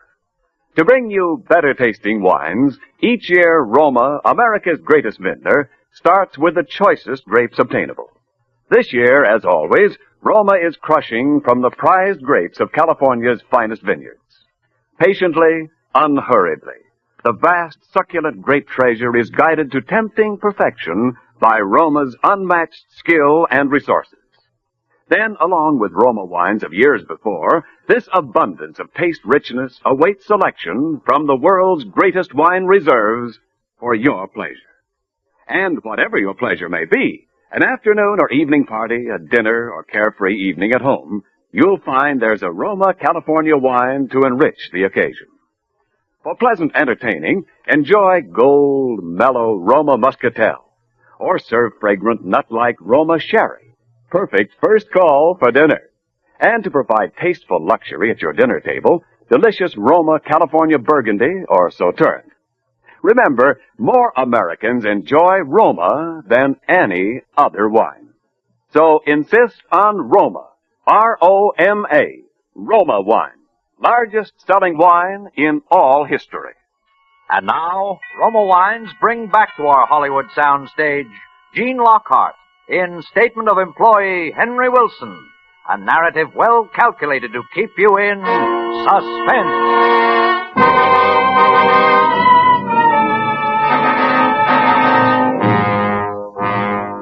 When I woke up, I was shaking like some miserable wet cur. I tried breathing deeply. Somewhere I'd read that deep breathing killed that scared feeling. What was I frightened about? I was safe. I was completely safe. But when I left the house, I was still shaking. I walked all the way around the block the building was on before I went inside. On the floor where my office was, I saw a policeman, then another, and then The world was bounded by a ring of police and plainclothes men. They assembled all of us in the president's office, and one of them, a sharp, alert young man, began to talk. Last night an attempt was made on the life of one of your associates, Mr. Charles Dodds. Oh, no. A murmur ran around the room. I was talking with the rest, being surprised with the rest. But what did he mean, an attempt? This was a trick. As a matter of fact, Mr. Dodds was killed. And another man you might know also died last night. Thomas Higby, the night sweeper. Higby, crazy Tom, dead too. Mr. Dodds was clubbed to death. The night sweeper died of a heart attack. Nothing more is known yet about what happened here last night. You must all consider yourselves at the disposal of the police, until you're told otherwise. Mr. Wilson, will you come this way, please? Yes. Just a little routine questioning, that's all. Everyone here will have to undergo it. Why, surely. Sit here, won't you, Mr. Wilson? Thank you. Now, remember what time you left the office last night? What time? Why, 11:30. Yes, 11:30. I remember the yellow boy mentioned it. What time did you get home? Oh, somewhere's about 12:30, I guess. Yes, just about that time. Is there anybody who would swear to that? Well, the elevator boy... I don't mean that. Is there anyone who saw you go into your house at 12:30? No, I hardly think so. At that time, the streets aren't too well populated, you know, officer. And I live in a house where people mind their own business. I really don't know anybody in the house, and I doubt if anyone saw me go into it. You can check with the elevator boy, though, as to my going home at 11:30. Yes, we already have. You weren't on the best of terms with Dodds, were you, Wilson? Oh, I was fond of him. I don't know what right you have to say a thing like that. Kind of did you out of a job around here, didn't he? Oh, he was a smart man. Mr. Dodds was an exceptionally smart human being. It wasn't at all a disgrace to lose a position to him. If I killed a man every time I had a job taken away from me, I'd have quite a long line of victims You made a phone me. call to him last night, didn't you? To the elevator boy, yes. I remember Mr. Dodds suggesting that he'd go to a Turkish bath after he'd finished work to sort of tone up. They're very good, you know. And I mentioned that I knew a good one that I could recommend. And then when he asked me the name of it, I couldn't think of the address of the place. But I thought of it later, and I phoned the building. Where'd you phone from? From a little place in the neighborhood. About what time did you phone? About 12:25, I guess. I was getting a little mixed up. It couldn't have been then. I was still in the building at 12:30. They were confusing me. You called at 12:55, Mr. Wilson. So you must have miscalculated the time of your arrival at home. However, that isn't important. None of us is expected to time ourselves from place to place, are we? When we find too good an alibi, we get kind of suspicious. Well, I don't think we'll have to bother you anymore, Mr. Wilson. Thank you. Thank you. Thank you.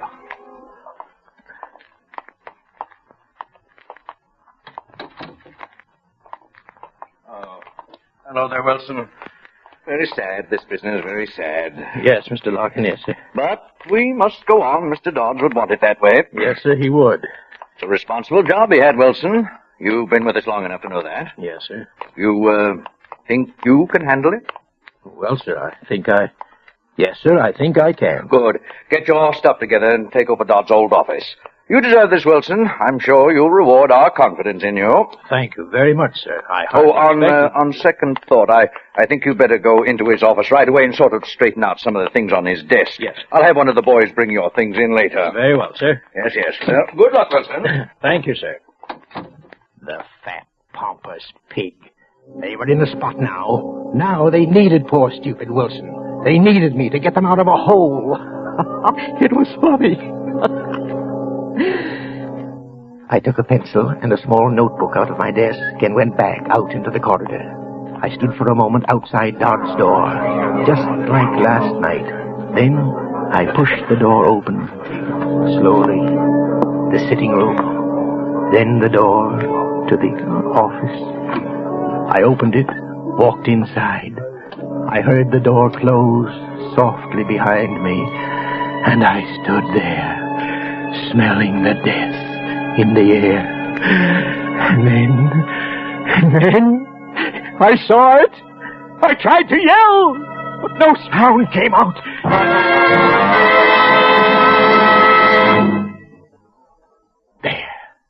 There, in front of me, sitting in the chair where I'd popped him last night, was Tom Higby.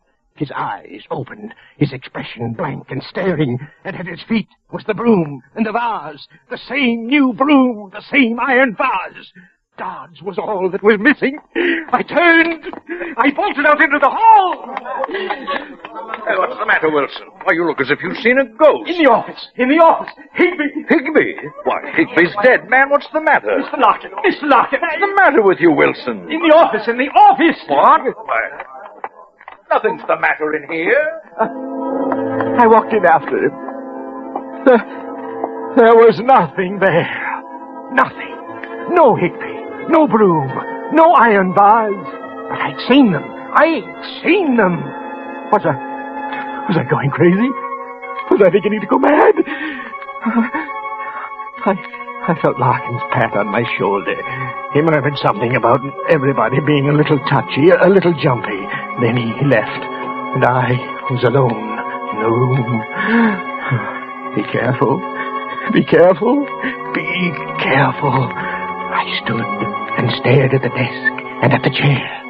No one was there. No one could have been there. My imagination. What? I beg your pardon. Not at all. I seem to be in the wrong room. I'm Mrs. Charles Dodds. Oh. I'm looking for that young detective. He doesn't seem to be out here. I believe he's in the end room questioning the employees. Oh, yes. Then I don't suppose he'll be able to see me for a little while. Do you mind if I wait for him here? Well, Thank you so much. Excuse me just a second. Frank, will you tell the detective that Mrs. Dodds is waiting for him in my new office? Charles would have liked to see the way everybody is taking his death. Everyone is so kind to me. Mr. Dodds was a fine man. A fine man. Yes. You're Mr. Wilson, aren't you? Yes. He used to talk about you, Mr. Wilson. Thought you were a very bright person. He seemed very fun. I just don't know how I'll be able to go on without him. Mrs. Dodds, you mustn't. You mustn't. Sorry. He wouldn't like to see me carrying on like this, would he? You know, we were going to buy a home in Westchester this summer. He ever tell you that, Mr. Wilson? No. Yes, just outside of Yonkers. We have two lovely little ones, you know, Toby and little Mary. He loved the New York State countryside. On, she rambled. He liked this. He didn't like that. The children, yes, and the children, Toby and little Mary. Little Mary and Toby. She was driving me crazy. Stop it, I wanted to yell. Get out of here. Leave me in peace. Get out of here, you witch. Up. Oh, Mrs. Dodge, Detective Lewis would like to see you now. Oh. Thank you for everything, Mr. Wilson. Goodbye. Goodbye. Get out and leave me alone. I hadn't meant to do anything like that. I hadn't wanted to do any of the things I was doing. All I'd wanted to do was to kill Dodge. All these other things, they weren't mine. I hadn't killed Higby. He can't haunt me. His wife can't cry at me. Heart attack. Yes. Higby died of a heart attack. Oh, I beg your pardon, sir. Have you seen Mrs. Higby? The detective is looking for her. How would I see her? Am I everybody's guardian? How can anybody get lost in this office? Sorry, sir. Mrs. Higby? Mrs. Higby? Oh, stop it, you fool. You howling idiot. Can't you be looked for quietly? You'll drag Higby from his grave with your yelling. 2 widows. What? You manufacture widows, don't you, Mr. Wilson? Widows and orphans. Tell me, Mr. Wilson, is it your life's work, or is it just a hobby with you? Tell me, Mr. Wilson. Who is that? Who is that talking? Do they think they can make a fool of me? The office communication system. No, it's off. Stop it, Mr. Wilson. You'll go balmy. You've committed the perfect crime. Don't go crazy and spoil it. Perfection is instinctive with you. Yes. Not a plan did you make. Spontaneous perfection. There aren't many could do that. Go on. Voices can't frighten me. They deserve to die, and that's why they're dead. Thou shalt not kill, Mr. Wilson. Thou shalt not kill. Thou shalt not kill. No, not Higby. I didn't kill Crazy Tom. His heart stopped. Do you hear me? That's all. I didn't kill him. Now, you voices, stop. You stop. Do you hear me? Stop. I command it. Stop. There's something wrong, Mr. Wilson. What? Do you hear them, too? You mustn't listen. They lie. Do you hear me? They lie. Now, get out. Get out. You must talk only to me. Do you understand me? Only to me. Not to these others. Don't say anything to these others. Only to me. Only to me. What do you want? Well, I don't know. You think they'll say something bad about me, don't you? So you can carry me off to jail. That's what you're waiting for, isn't it? Well, you're going to be disappointed. You see? They're quiet. What's quiet? Who's quiet? You think I'm going to tell you? They won't say anything unless I tell them to. And I'm not going to tell them to say anything. Not one little word. Last night. You want to know about last night? Ask them. But they won't tell you. Come here, Lieutenant. Look at the expression on that man's face. They were there. They saw me hit him, but they won't say anything. They were there, but they won't tell you anything. Not one little word. We could have gotten it out in some other way. You and your psychology. You should leave that stuff in college. All I did was plant Higby in the office and route Mrs. Dodds in here and talked in the ventilating system. Oh, well, those voices had me creeping, too. Incidentally, Dodds was single. What? That girl's my fiancée. She's an actress. Well, for crap. Why did you tell him Higby was dead? Well, I know. Maybe you better not explain. A little word. Psychology, huh? Well, what are we going to do with the confession now? We should have pinched him the moment he walked in here. Do what I tell them. I'm lucky I never went to college. There's no use waiting here. They won't tell you anything. They're mine. All mine. I tell them what to say. Come on, tell them. get the wagon up here. I'm not going to walk this thing through the street.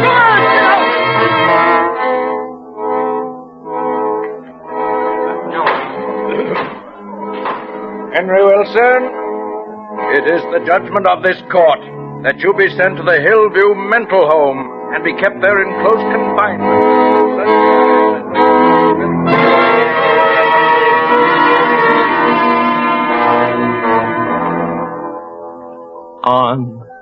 On the voice went. I'd stopped listening to voices, all but the ones that I couldn't help hearing. But I'm not crazy, not like Tom. I am not crazy. I tell people that, and they look at me queerly. The stupid fools. The guards here have spread the lie that I have fits. Lies, I tell you. They say every night when the moon comes up I have fits, loud, roaring fits. Well, they lie. It's then I hear the voices. I hear Dodds and his wife and Toby and little Mary. And I sit quietly, listen to them. Do you think I could have a fit in front of them? Do you now? I'd be ashamed. I tell you I'm not crazy. They lie. All of them. Lies. Lies. Lies.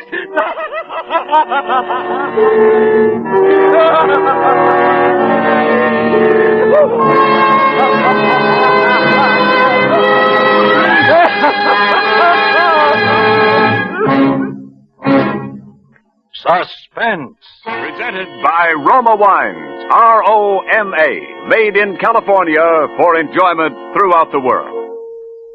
And now, this is Ken Niles to tell you sincerely, Mr. Lockhart, that your performance just now was one of the most intense and thrilling we've ever had on Suspense.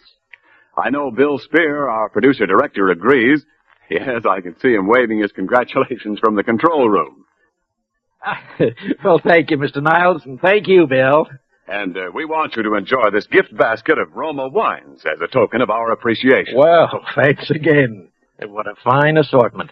Tell me, Ken, I shouldn't say this very loud, I suppose, but Mrs. Lockhart blinked her long lashes at the butcher this morning, and for dinner tonight we're having a steak.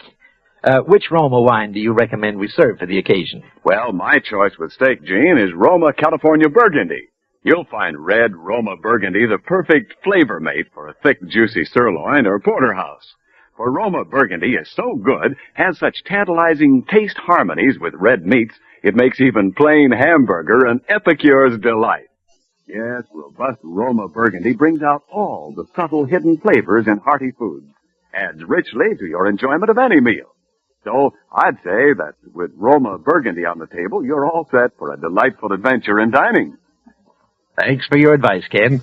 Now, I'm looking forward to dinner especially. And Roma Burgundy is so good because only Roma, America's greatest vintner, selects from the world's greatest reserves of fine wines, a treasure of taste from the choicest grapes of California's finest vineyards. So every Roma wine is better tasting every time. No wonder more Americans enjoy Roma than any other wine. No wonder indeed. Who'll be appearing on Suspense next Thursday, Ken? One of America's most glamorous stars will be with us next week, the Army's #1 pinup girl, Miss Rita Hayworth. Mr. Spear has been telling me a little about the story. I won't spoil it for you, but you'll want to tune in because lovely Rita Hayworth plays a role completely different from any you've ever seen her do on the screen. Nobody will want to miss that. Certainly not me. Good night. Good night, James. Ladies and gentlemen, due to the ending of daylight saving, Suspense will be heard next week at a different time on some of these stations. Consult your local newspaper for the right time to hear Rita Hayworth next Thursday on Suspense. Presented by the Roma Wine Company of Fresno, California.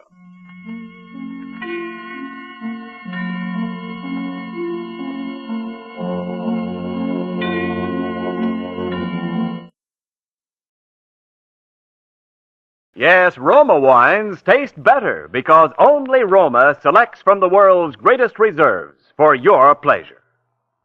And now, Roma Wines, R-O-M-A, Roma Wines present Suspense. Tonight, Roma Wines bring you the MGM star, Miss Susan Peters, in They Call Me Patrice, a suspense play produced, edited, and directed for Roma Wines by William Spear. Suspense, radio's outstanding theater of thrills, is presented for your enjoyment by Roma Wines. That's R-O-M-A, Roma Wines. Those better-tasting California wines enjoyed by more Americans than any other wine. For friendly entertaining, for delightful dining. Yes, right now, a glassful would be very pleasant as Roma Wines bring you Susan Peters in a remarkable tale of Suspense.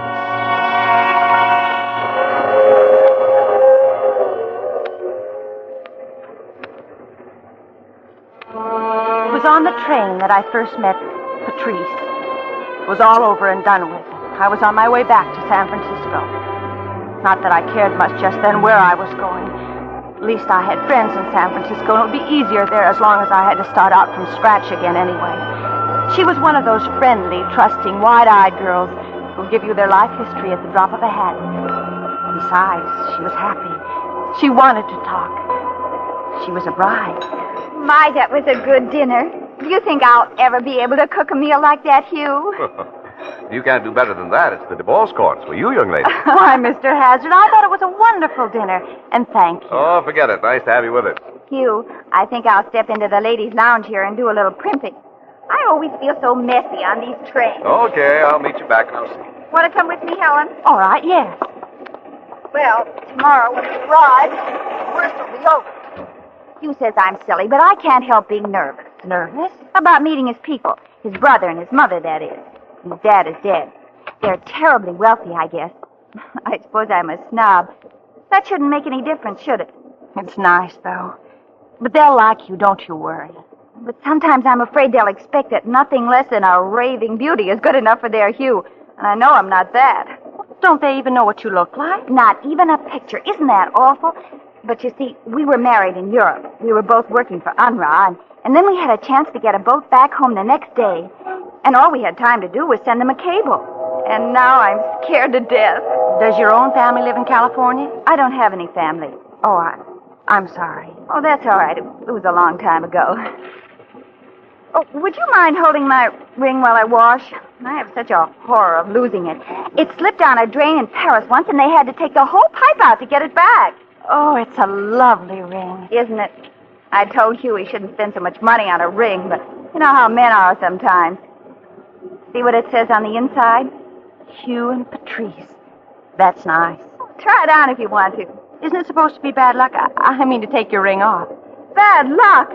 I couldn't have any bad luck. Oh, my, this road is rough.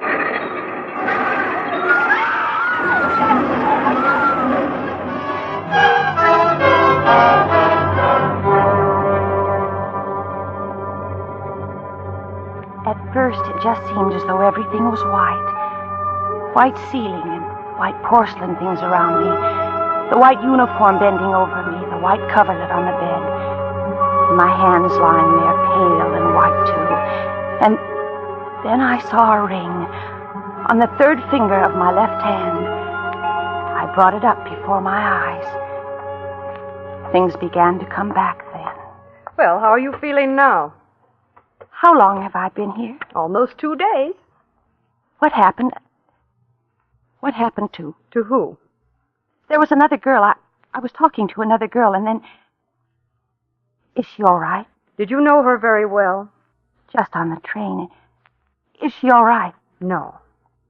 She's dead? Yes. Oh. Is there anyone else you want to ask about? What happened to... To him? Yes. You're going to have to be a very brave girl. Can you be? Yes. Your husband wasn't saved either, Patrice.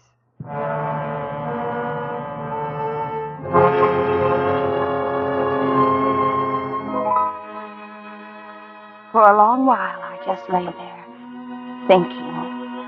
I hadn't decided yet. I was just thinking. The things that she had told me echoing around in my head.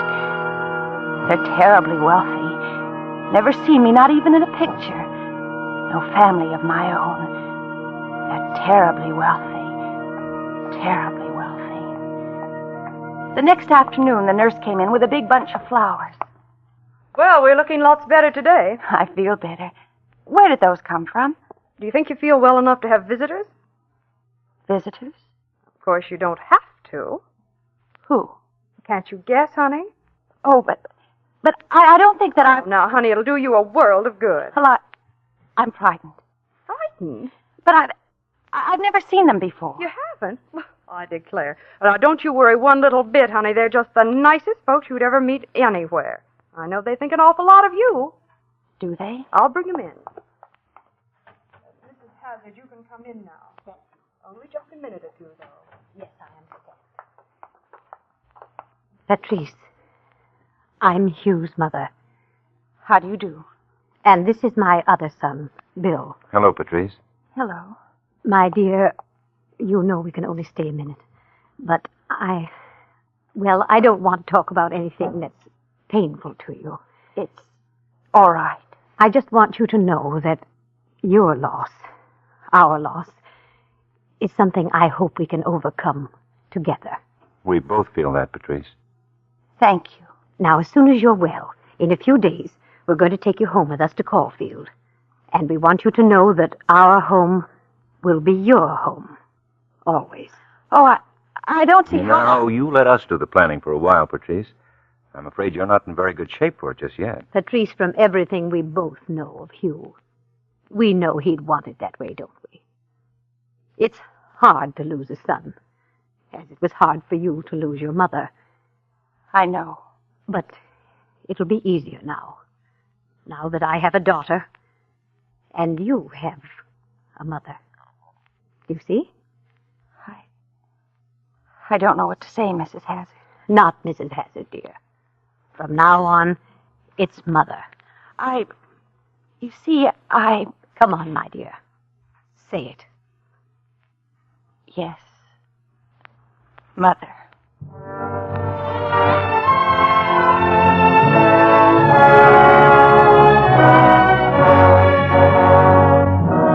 For Suspense, Roma Wines are bringing you Susan Peters in They Call Me Patrice by Cornell Woolrich. Roma Wines' presentation tonight in radio's outstanding theater of thrills, Suspense.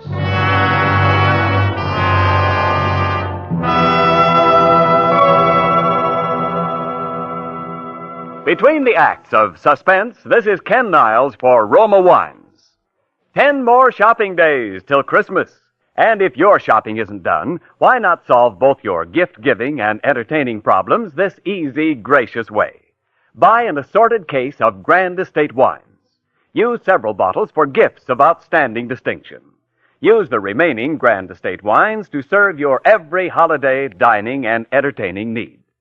Grand Estate wines, the crowning achievement of vintner skill, are presented by Roma, America's greatest winemaker.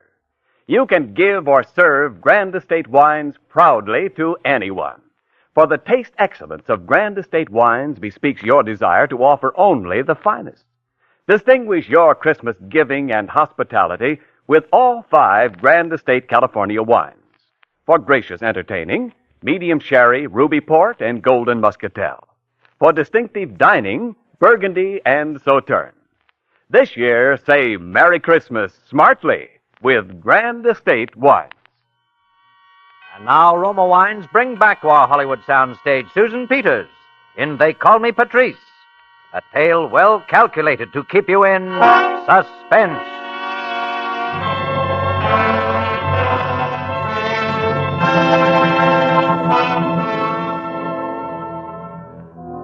What would you have done? Don't judge me unless you've worked in a hash house or behind the counter of a third-rate department store and scrimped and starved to keep up appearances. Don't judge me unless you've been through that and suddenly had a chance to trade it all in for security and wealth and a home. Just because somebody somewhere made a little mistake. You're the daughter-in-law of a wealthy family in California, and all you have to do is keep your mouth shut and not deny it. What would you have done? I kept my mouth shut, and there were clothes and a car and a lovely room of my own, and a mother, and Bill. Bill was my brother-in-law, the brother-in-law of Patrice. Because I wasn't Helen Georgeson anymore. I wasn't the poor, bedraggled little girl who'd been divorced 2 months ago by a rotten leech of a husband. I was Patrice. For 2 months. And then everything seemed to happen at once. In just one day. Today. It began at breakfast this morning. More coffee, Bill? No, thanks. I have to run in a minute. You know, Patrice, I was in Paris once, as a girl, many years ago. Tell me, has it changed much since those days? Changed? How can she answer that, Mother? She wasn't there when you were, so how could she know if it's different than it was then? Oh, you know what I mean. Don't be so technical. Why, yes, it has changed, I suppose. You and Hugh were married there, weren't you? No, Mother, London. Don't you remember the letter with some London letterhead? You mean the cable? No, dear. I remember the cable, of course. I mean the letter. And I'm positive it had a Paris postmark, Bill. I have it right upstairs somewhere. I can show you. Well, you hardly have to do that. Patrice certainly knows where she was married. All right, Smarty, we'll see. Which was it, Patrice? London or Paris? It was London. Well, I could have sworn. But we left right away for Paris. You see, I think what happened was that Hugh wrote the letter in London, and, well, he didn't get a chance to mail it until we got to Paris. Well, that probably was it. Funny, I don't remember anything about London, though. About Mrs. Hazard, the morning mail. Oh, thank you, Stephen. Just put it right down here. Yes, ma'am. Bills. And circulars. Oh, here's one for you, Bill. Huh? Fred Ellis, I guess. Oh, thanks. Why, Patrice, here's one for you. For me? Uh-huh. That's a local postmark, too. I wonder who it could be from. Well, I don't know. Why, Patrice, where are you going? I just remembered. I think I left the bath water running. The bath water? The letter was typewritten. It was unsigned. All it said was, I know who you are.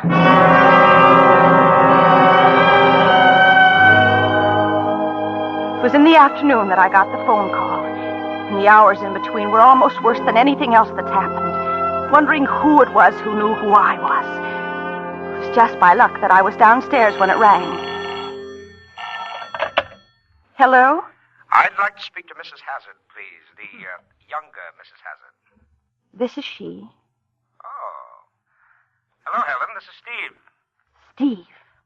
Well, I'm glad at least that you remember me. I was afraid that, under the circumstances, you might have forgotten. What do you want? I want to see you. You know that can't be. Oh, but I must. I want to hear all about it. The train wreck and everything. It can't be done. Now, Helen, I simply won't take no for an answer. You'll drive out of town along the lake road, and about 5 miles out on the left, you'll see a little bungalow with a green coupe standing out in front of it. I'll be waiting. Look, Steve, Helen, for your own good, I think you'd better come. In fact, I know you'd better come.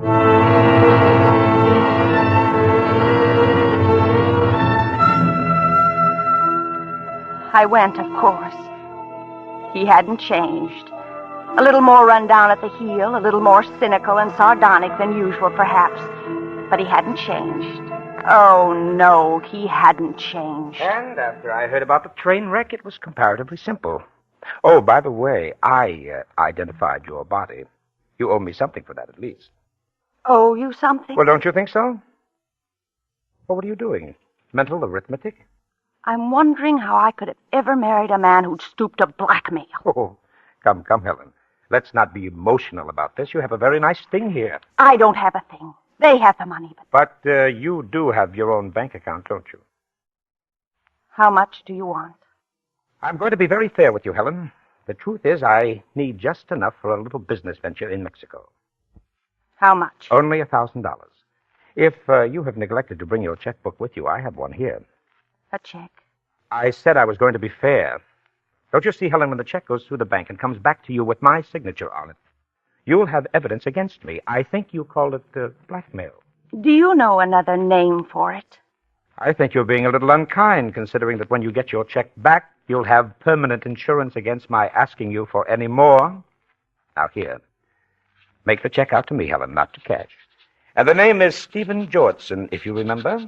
I remember. Thank you, dear. I have an idea that I shall make a very handsome profit on this little investment. I hope you do. And when I do, darling, I promise that you will be the first to know.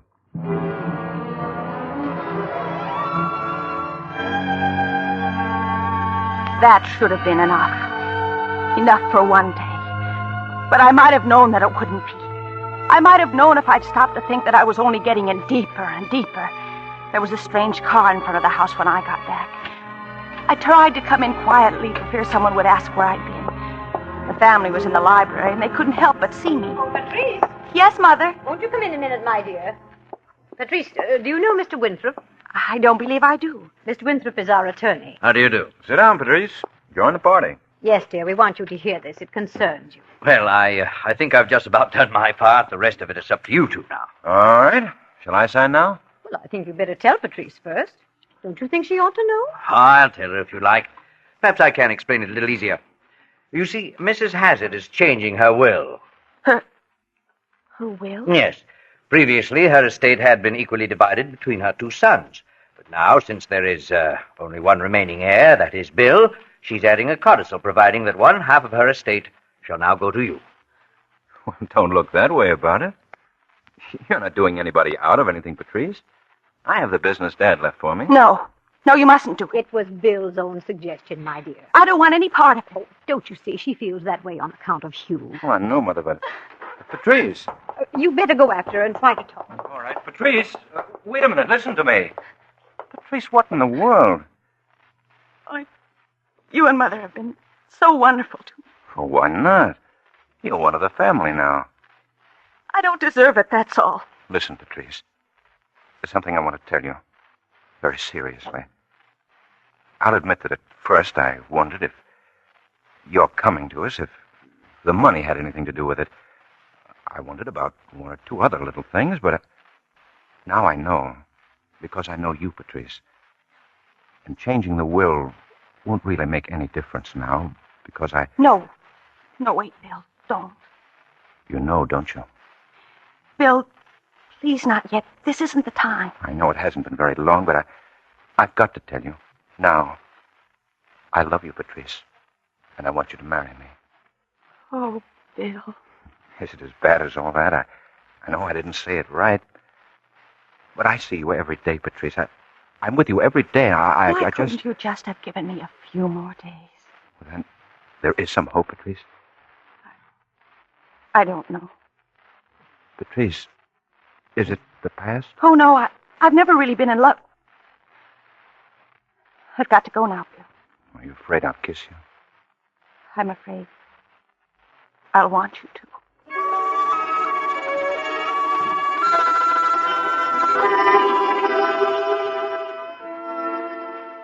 So you see, It wasn't just the money, the security anymore. I'd have loved him if he'd been a pauper. This is it, he said. This was it, all right. At first, I hadn't wanted to go to the dance at the country club and be stared at and asked tactful questions about Hugh. Now I was glad. Now it was pure escape from the turmoil of my thoughts and the guilt and indecision. Pure escape. I thought. Well, if I'd known you danced this well... Do I? Hasn't anybody ever told you that before? Not really. Well, then I'll continue. That you're by far the most beautiful girl here. Am I? Oh, you know quite well you're perfectly aware of all this. And if you weren't, one look at that stag line would tell you. Patrice, what's the matter? I must have stumbled. Stumbled? Oh, not you. I beg your pardon. Do you mind if I cut in? Oh. Mrs. Hazard, Mr. Georgeson. Oh, this is a very great pleasure, Mrs. Hazard. Bill, I'll see you later. Right, Patrice. What are you doing here? Oh, I've been moving in quite the best circles. Didn't you know, dear? You shouldn't be dancing with me. Why not? You know why not. It's not safe. Is there anything that is for someone in your position? Leave me alone, can't you? I want to talk to you about that. No, not here. Yes, I guess you're right. Come on, let's go out on the veranda. What I have to say won't take very long, dear.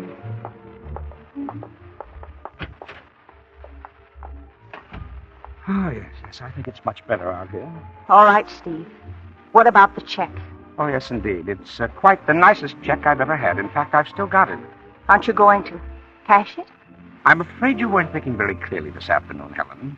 You remember I told you that once that check passed through the bank and came back to you with my signature on it, you would be holding evidence against me.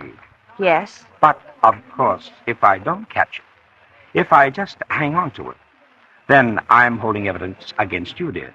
Quite damaging evidence. Don't you see? What do you want now? Helen, I'm afraid I'm not interested in a mere $1,000. Then give it back to me and I'll give you more, whatever I can. Oh, no, Helen. I have no intention of giving this check back to you. But do you see this envelope? Yes. You'll notice that it's addressed to William Hazard at his office so that you can't intercept it. It contains that check, and it's going into the mail tonight. You wouldn't do that, Steve. Oh, yes, I would, unless... Unless what? Unless you take a little drive with me that I've planned for tonight. Oh, it's not far, just to Hastings, but it's over the state line, and there's a justice of the peace there. Justice of the peace? Mm-hmm. And he's going to make us man and wife all over again. Mr. and Mrs. Stephen Georgeson. Steve? No? Then I'll mail the check tonight. Why? Why do you have to do this? Mrs. Hazard, whom you've been calling your mother-in-law, can't last forever, and when she goes, of course, you'll inherit, I should estimate, about $200,000. Under the law, as your husband, a third of that is mine. And for that kind of money, darling, I can afford to wait. How could you? How could you? You're the bride. I'll let you choose the time, but it must be tonight. Oh, Steve, there must be some way. There isn't. It's tonight or I mail the check.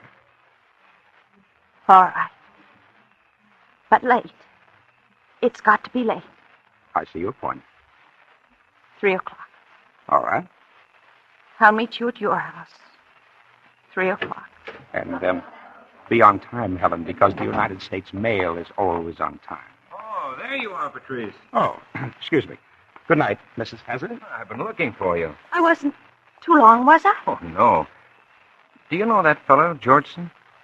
No, Oh, I'm glad you don't. He's no good. Oh? It seems he's a professional gambler. I wasn't sure until tonight, but he's done some of our members out of quite a little money, including me. Bill, would you take me home? I'm terribly tired. Of course I will. Thanks. Patrice, Yes, Bill? have you thought about what I said this afternoon? Yes, Bill. Well, I can't give you an answer. Now. will it be soon? Yes, Bill. Soon.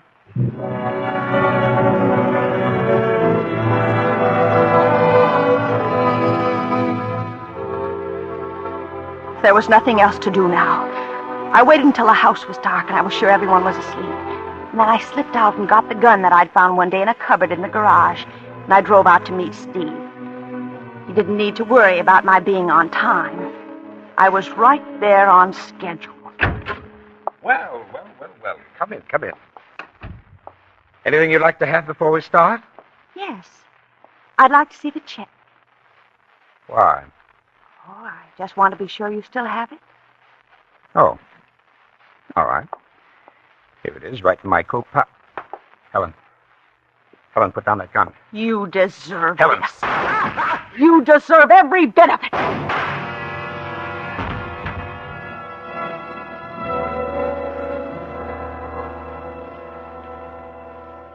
I took the check out of his pocket and burned it there in the fireplace.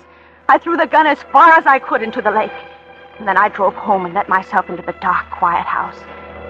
And although I just killed a man, I slept like an innocent child.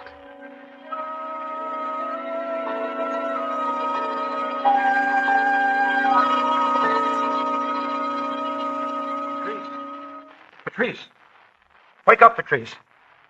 Bill, what time is it? This morning, I'm sorry to wake you, but they'd only give me a few minutes.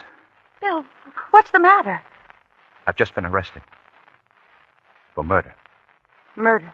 I just wanted you to know from me, first of all, and tell you I didn't do it. No matter how bad it looks, I didn't do it. But they know I threatened him publicly about the money he cheated me out of, and the bullets were the same as those for a German Mazda I got in the Far East. And people around town knew I had, although they haven't found the gun yet. And then they found me out there. I'd gone out to have a showdown with him. The farmer that delivers milk came in just after I got there. Bill. Who? Georgeson. Stephen Georgeson. Oh, Bill. Afraid you'll have to come along now, Mr. Hazard. Darling, don't worry. But you know I didn't do it, don't you? Yes, Bill. I know you didn't do it.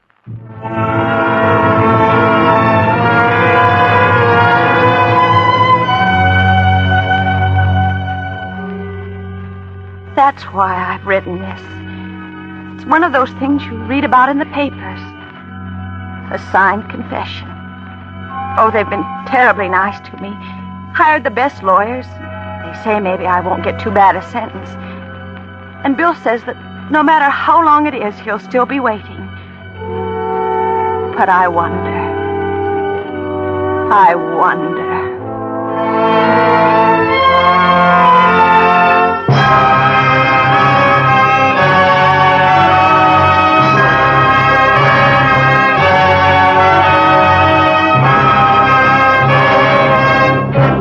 Suspense. Presented by Roma Wines, R-O-M-A, selected for your pleasure from the world's greatest reserves of fine wines. And now we bring back to our suspense microphone the star of tonight's play, one of Hollywood's finest young actresses, Miss Susan Peters. Thank you, Mr. Niles. I didn't know you cared. Why, Susan, you know very well that everyone on Suspense is mad about you.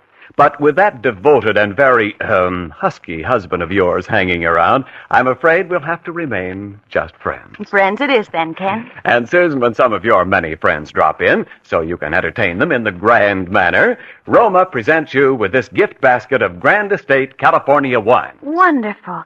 Your Grand Estate wines will be just the thing for the holidays. Right, Susan. There's nothing finer than Grand Estate Medium Sherry on any occasion. And Grand Estate Ruby Port or Golden Muscatel are perfect with dessert. Delightful with nuts or cake later in the evening. And I get all those? More besides. Your Roma basket includes Grand Estate Burgundy and Sauterne. Proud wines that add dining pleasure and distinction to any meal. Yes, Susan, every Grand Estate wine is a distinguished, limited bottling by Roma, America's greatest vintner. Every Grand Estate wine is born of choicest grapes, then guided to mellow, rich perfection of taste by the unmatched skills and resources of Roma master vintners. When you serve Grand Estate wines, you enjoy the crowning achievement of vintner skill. That's good enough for me, Ken. I hear that you're going to have Joe Cotton on to be your star next Thursday on Suspense. That's right, and the play will be something rather special, we think. Next Thursday, you will hear the premiere of The Thing in the Window, the very newest thriller to come from the pen of Lucille Fletcher, who has written some of our finest suspense plays, including the one which is probably the most famous of them all, Sorry, Wrong Number. Well, that I'll certainly have to mark off as a red-letter day on my calendar next week. And now, good night.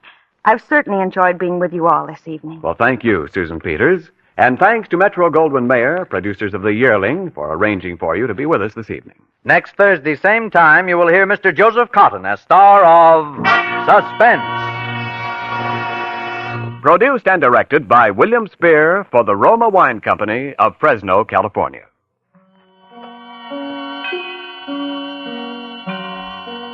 In the coming weeks, Suspense will present such stars as Olivia de Havilland, Lily Palmer, Mark Stevens, and others. Make it a point to listen each Thursday to Suspense, radio's outstanding theater of thrills.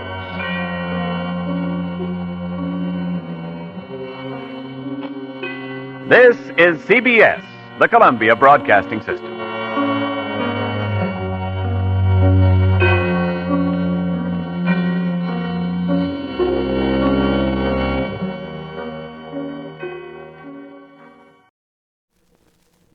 Yes, Roma wines taste better because only Roma selects from the world's greatest wine reserves for your pleasure.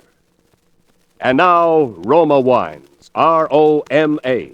Roma Wines present Suspense. Tonight, Roma Wines bring you Miss Joan Bennett in Overture in 2 Keys, a suspense play produced, edited, and directed for Roma Wines by William Spear. Suspense, radio's outstanding theater of thrills, is presented for your enjoyment by Roma Wines. That's R-O-M-A, Roma Wines, those better-tasting California wines enjoyed by more Americans than any other wine. For friendly entertaining, for delightful dining. Yes, right now, a glassful would be very pleasant, as Roma Wines bring you Joan Bennett in a remarkable tale of Suspense. Are you feeling any better now? You know what I've been wondering, lying here? What's that, Mrs. Allen? Are you really a nurse? Why, of course. Well, that stuff you keep giving me to make me sleep, it doesn't. You'd be asleep in no time, Mrs. Allen, if you'd only make up your mind to it. It's all in your mind, you know. That's funny. You saying that to me. Now then, Mrs. Allen, you mustn't keep talking. That's how it was with him. All in his mind. That's why I couldn't help him. That's why nobody in the world could help him. I know that now. But I couldn't bring myself to admit it until last night. You know where I was last night? I was at the Hollywood Bowl. It should have been the proudest night of my life. I was waiting for my husband to enter the stage and take his place as the leader of a great orchestra. Yes, I should have felt proud, but all I could feel was fear. It wasn't a new fear. It was an old fear, as old as our lives together. It began nearly 2 years ago. Ira and I had driven to the Pasadena station to meet a new pupil of his in from the east. I didn't have any reason to believe that this new arrival would be any different from the dozens of others who come every year to live with us and study music with my husband.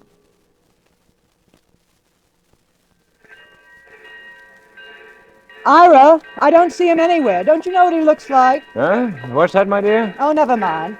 There, that looks like it might be him over there. Excuse me. Are you looking for Professor Whitmer? Oh, Professor Whitmer. Yeah, I'm Mark Allen. You'll have to talk to my wife. I can't hear you just now. Glad to know you, Mrs. Whitmer. How do you do? You know those streamlined hearing devices you see advertised in the papers all the time, Mr. Allen? I have one, but like an idiot, I left it at home. Well, that's something Beethoven would have liked to have been able to say, Professor. Yes. But you know, Mr. Allen, I think he'd rather have put up with being plain deaf. Excuse me, sir, but what about your bag, sir? We have our car with us, Mr. Allen. Right. Just take in the car, will you? Would you look after Yes, Mr. sir. Allen's bags, my dear? I just did. It's the one right here. Just put the bags in the back. Yes, ma'am, yes, ma'am. Here you are. Oh, thank you, sir, thank you. I guess we can all ride in the front, can't we? After you, Mrs. Whitmer. See, Mr. Allen, my wife takes care of everything. That's what poor old Beethoven needed. Good, dependable wife. Is this your first visit to California, Mr. Allen? That's right. Never been further west than Chicago before in my life. Well, you'll find the climate a nice change anyway. What about you, Mrs. Whitmer? You, native California? Not exactly, but the professor and I have lived here ever since we were married. It's a great tragedy. A great conductor losing his hearing like that. It doesn't worry him so much, now that he has his own protégés. Must be hard on you, though, sometimes. Why should it be hard on me? Oh, I just thought it might be. That's all. By the way, what's your first name, Mrs. Whitman? Why, Francie. You mind if I call you that? Sometimes? Why, of course not. You can call me anything you like, Mr. Allen. Ira, there's the bell. Huh? What's that, my dear? There's a train coming. Oh, yes.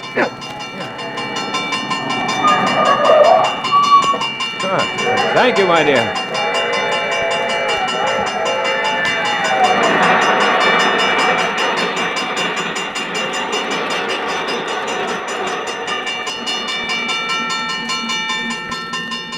I hope I didn't give you a scare, Mr. Allen. I really shouldn't be driving without that fool device. My dear, would you like to drive? You drive. We're almost home now anyway. Is this where we live? Uh-huh. This is Brooksville. Nice little town we live in. I certainly hope you'll enjoy it, Mr. Allen. I'm sure I will. Francie.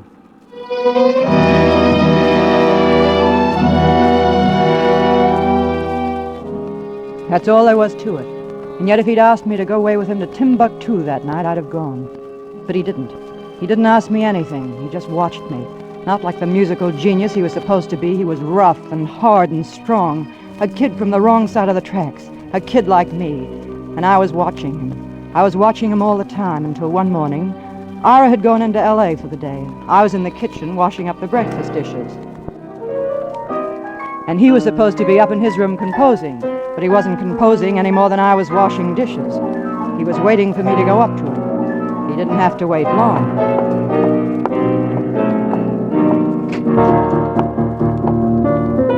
Oh, pardon me. Why, come on in, Mrs. Whitman. I was looking for my husband.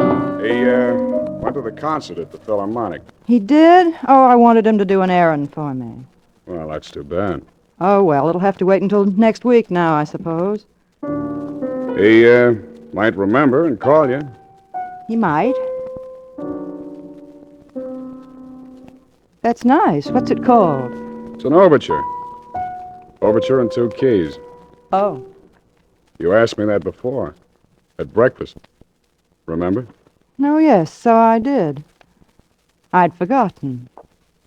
But look at me. Why, the professor would kill me if he caught me wasting your time like this. Maybe that's one reason you waited until he was out of the way. Well. You want to hear the other reason? It's been on your mind ever since that first day at the station. Only you figured you'd wait. Let me make the first move. It's the way a dame always figures. Until she meets the right guy. Meaning you? I don't mean Santa Claus. What does that make me? Come here, darling. You like to play hard to get, don't you? Am I so hard to get? I've been going crazy. What do you think I've been doing? When does he get back? Late. How late? Never before 6.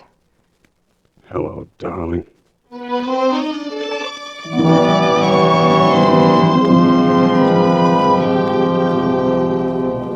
6 o'clock came too soon that night. It always came too soon. I think I dreaded that clock more than I dreaded Ira. We couldn't cheat on the clock. But with Ira, well, taking care of Ira wasn't a problem for any Einstein. But Mark was the one who had to do it. Mark had to fix it so that earphones or no earphones, Ira would be deaf as an adder. Sometimes I couldn't understand why Mark got so upset over that part of it. He used to tell me that I never would understand. I wasn't a musician and I wasn't deaf. Well, anyway, I had plenty of other things to feel bad about. We both did. We were like 2 shipwrecked sailors dying of thirst, and all we got to drink was salt water. You can stand that kind of thirst just so long.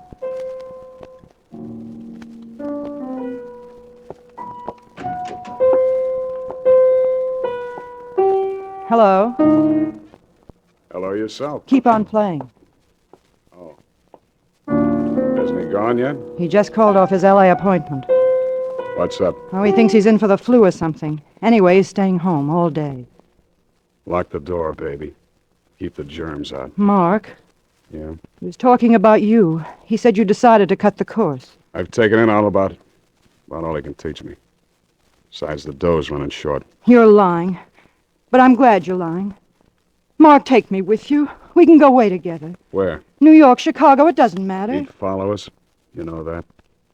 The kind of guy who'd track us down to the end of the earth. I wouldn't mind. I would. I'd mind plenty. You mean your career as the great conductor? That makes me a heel, doesn't it? That makes you like the rest of them. That's all Ira thinks about, his career. He cares about as much for me as... Okay. So far as the law is concerned, you're Professor Whitmer's wife. And there isn't anything we can do about it. Isn't there, Mark? Nothing that makes sense. Mark, Does it make any sense to you? I've thought about it. You wanted to hear me say it, though, didn't you? Don't look at me like that. Then you'd be sure I was crazy about you. Mark, Come here. if we only didn't feel this way every time. But we do. Don't we? Every time. Hello, darling. Ira! I must apologize for lowering myself to the role of an eavesdropper. Ira, please. Then it's also regrettable that you, Mr. Allen, should presume that my affliction would affect my powers of observation. For that matter, my tolerance. You'll kindly make arrangements to leave my house.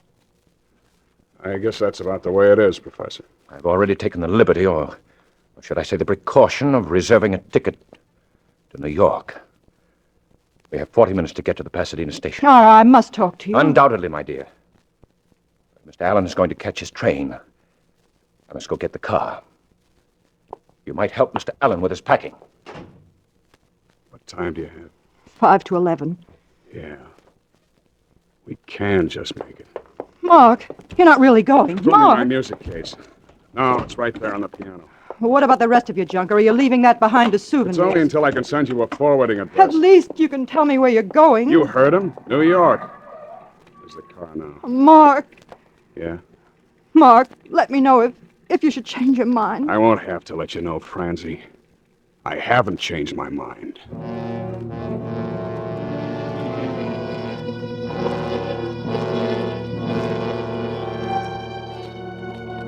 After he left, I remember looking at the alarm clock beside his bed.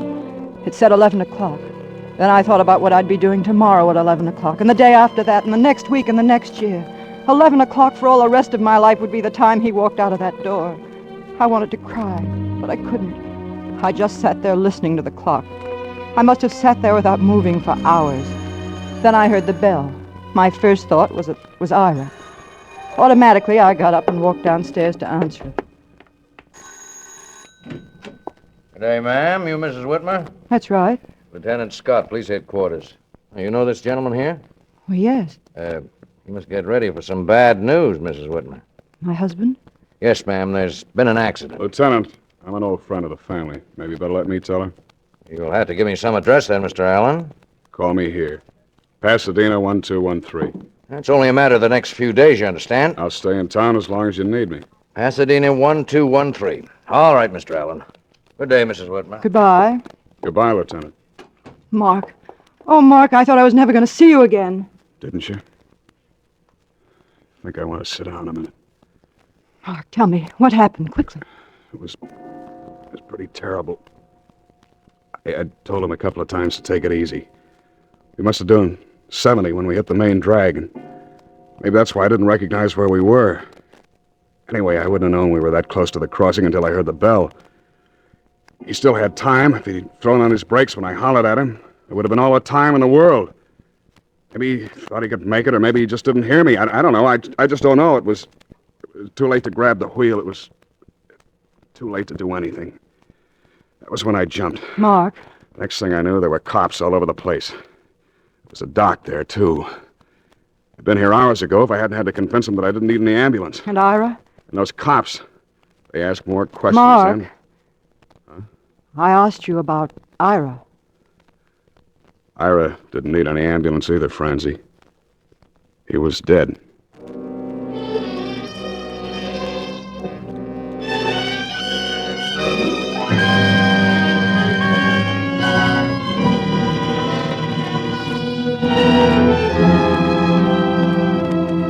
For Suspense, Roma Wines are bringing you Joan Bennett in Overture in 2 keys. Roma Wines' presentation tonight in radio's outstanding theater of thrills, Suspense.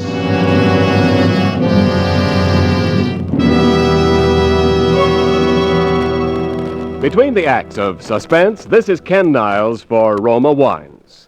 These cold, blustery evenings, there's real pleasure in staying comfortably at home, listening to favorite radio programs, reading by the fireplace, and enjoying the mellow pleasure of a fine Roma wine. Yes, better-tasting Roma California wines, sherry, port, or muscatel, add warmth and friendliness to quiet evenings and informal entertaining. And because Roma wines taste better, more Americans enjoy Roma than any other wine. Roma wines taste better because Roma begins with choicest grapes. Then, with patient skill and America's finest winemaking resources, Roma guides these choice grapes unhurriedly to tempting taste perfection.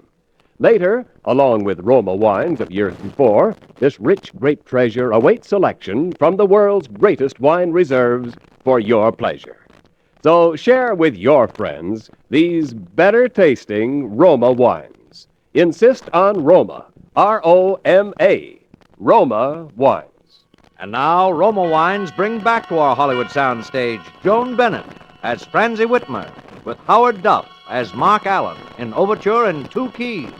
A tale well calculated to keep you in suspense.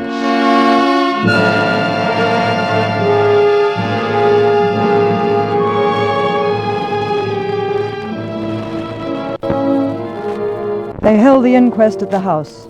Took the coroner less than 3 minutes to return the verdict. Accidental death.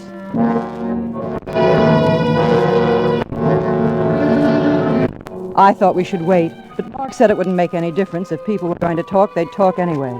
So a couple of weeks later, we drove down to Yuma and got married. During the ceremony, I felt a little like laughing, and much more like crying. And let me tell you, if you ever get married in one of those Yuma wedding chapels, you'll feel like crying too.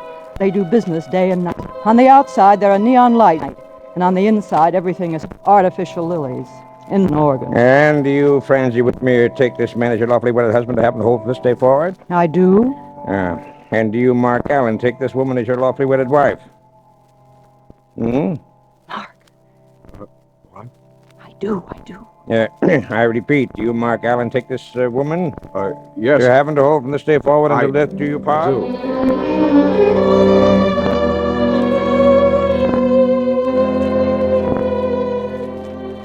Poor Mark. I kidded him afterwards about fluffing his lines, and he acted very serious about the whole thing and tried to make out that he didn't hear that particular part. Well, I guess every man thinks that those words are written just to make him nervous, and every woman thinks they are written just for her. At least I know I did. At first we were as happy as any two people could possibly be. And then, it wasn't that anything changed, but I began to worry about Mark. It was as though he were expecting something. Sometimes when he thought I wasn't watching him, it almost seemed as though he were listening for something. A couple of nights ago, we had the party. It was kind of a send-off for Mark's debut at the Bowl, and it was a very Tony affair. All the long... You can just imagine my humiliation, Mr. Allen. Right in the middle of Mimi's death scene, too. And afterwards, he had the nerve to tell me there was nothing wrong with his voice. It was stage fright. Oh, I could have slaughtered the tenor. If you'll excuse me, Madam Tetra, I think my wife wants Oh, there, darling. Fine. Can't we get rid of these people? Eventually, I suppose. Here comes Donnelly. Maybe he'll know how to cut it short. Well, it looks like a good party. You see, Mrs. Allen, you get an important manager, and all the important artists visit your home. Now can you get them all out of my home? Well, no, you can't disappoint your public, Mark. What about playing something to sort of wind up the evening, eh? How about the overture? I know it won't sound on the piano, but after all, it is a Now where is he going? You asked him to wind up the evening, didn't you? But how can I make an announcement if he doesn't tell me what he's going to play?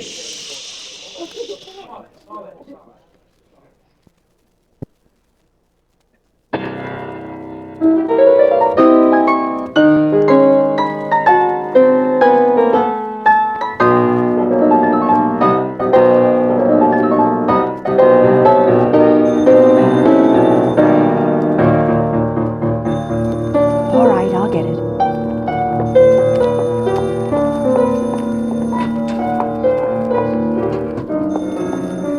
Of course, it wasn't anything important. Phone calls that come at a moment like that never are. It was just someone who wanted to wish Mark good luck tomorrow night. I said thanks and hung up. It wasn't until I was halfway back up the stairs that I knew something had gone wrong. Oh, my dear, you should have seen his face. It looked more like a stroke to me. What happened? There's nothing to be alarmed over, Mrs. Allen. Where's my husband? He's upstairs, resting. What's the matter with him? There's nothing at all, my dear. Really nothing at all. He was a little overtired, so he went upstairs. If you ask me, Mrs. Allen, it's a plain case of stage fright. Well, I was telling him only this... I didn't wait for the rest. When I found him, he was just lying there staring into the darkness. I wanted to hold him in my arms and tell him that no matter what, he was my guy. But I didn't. I didn't say a word, and neither did he.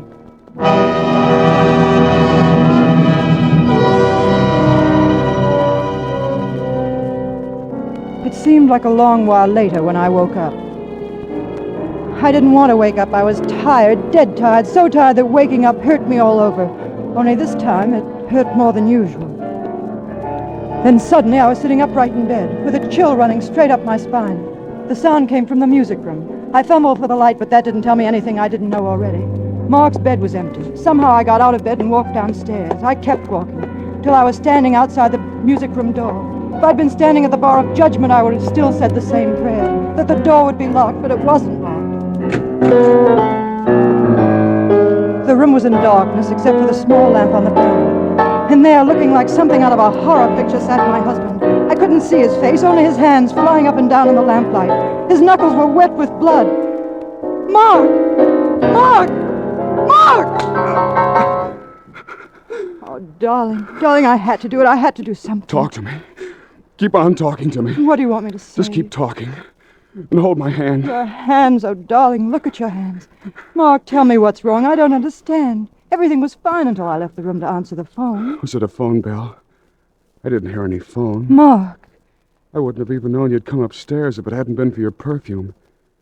Even then, I didn't believe it. Then I came down here. I played like this. I couldn't hear. And I played louder. I still couldn't hear. I couldn't hear.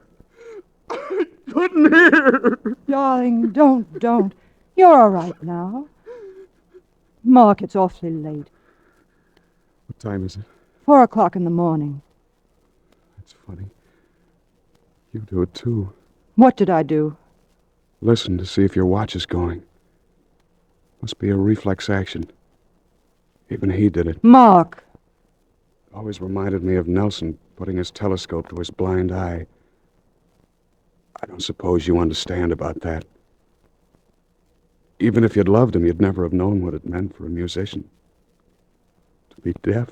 Mark, there's only one thing I know or care about. I don't care about anything else in this world. I just don't care. Fran? Yes? You know, don't you? Yes, Mark. You've always known, haven't you? Yes, I suppose I have. I'm sorry, Fran. For you. Oh, Mark, I told you I don't care. I don't care about anything but you. Has an awful sound. Murder.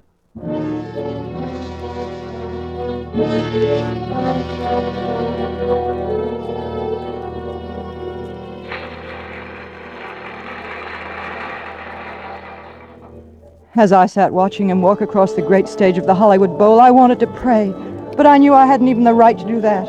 All I could do was think of what he must be thinking, how he must have timed it to the split second, how he must have snipped the wire on the earphone so Ira wouldn't notice it, how he must have felt when they were coming to the railroad crossing and he heard the warning bell and Ira couldn't. Ira couldn't hear anything. Mark had planned it that way. He had killed my husband because he couldn't hear a little bell.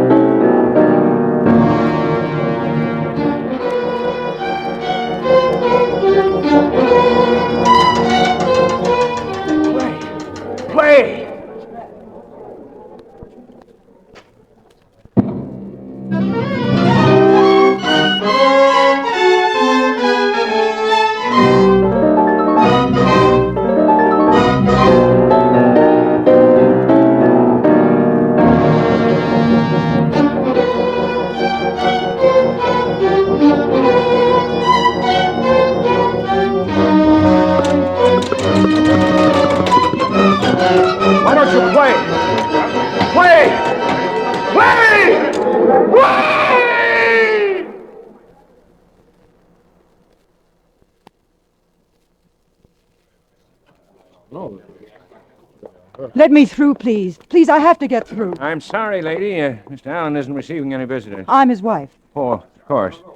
This way, Miss Allen. Oh, thank heaven. That's all right, Doctor. Mrs. Allen. The press are outside. You must talk to them. Mark. I heard the bell. Darling, it's all right. It's all right. I'm here with you. It's me, Frenzy. Didn't you hear it? It began to ring as I entered the stage. It was the bell.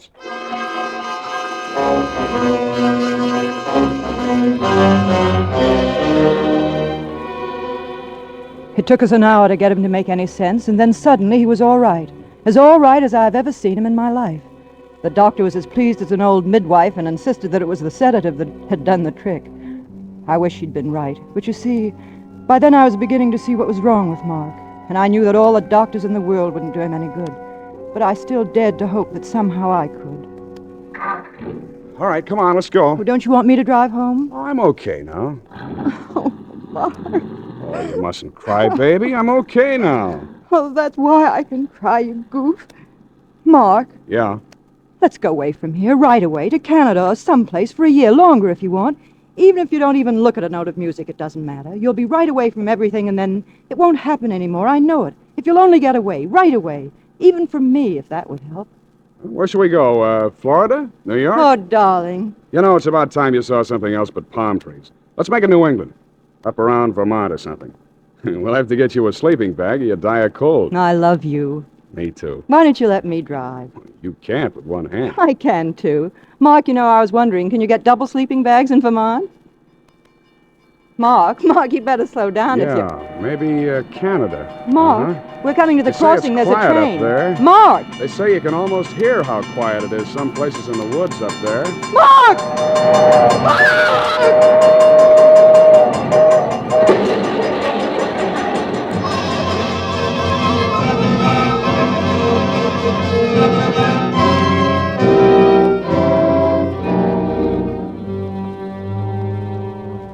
That's how the music ended. They told me today that he was dead before they got us to the hospital. I'm going to live. Isn't that swell?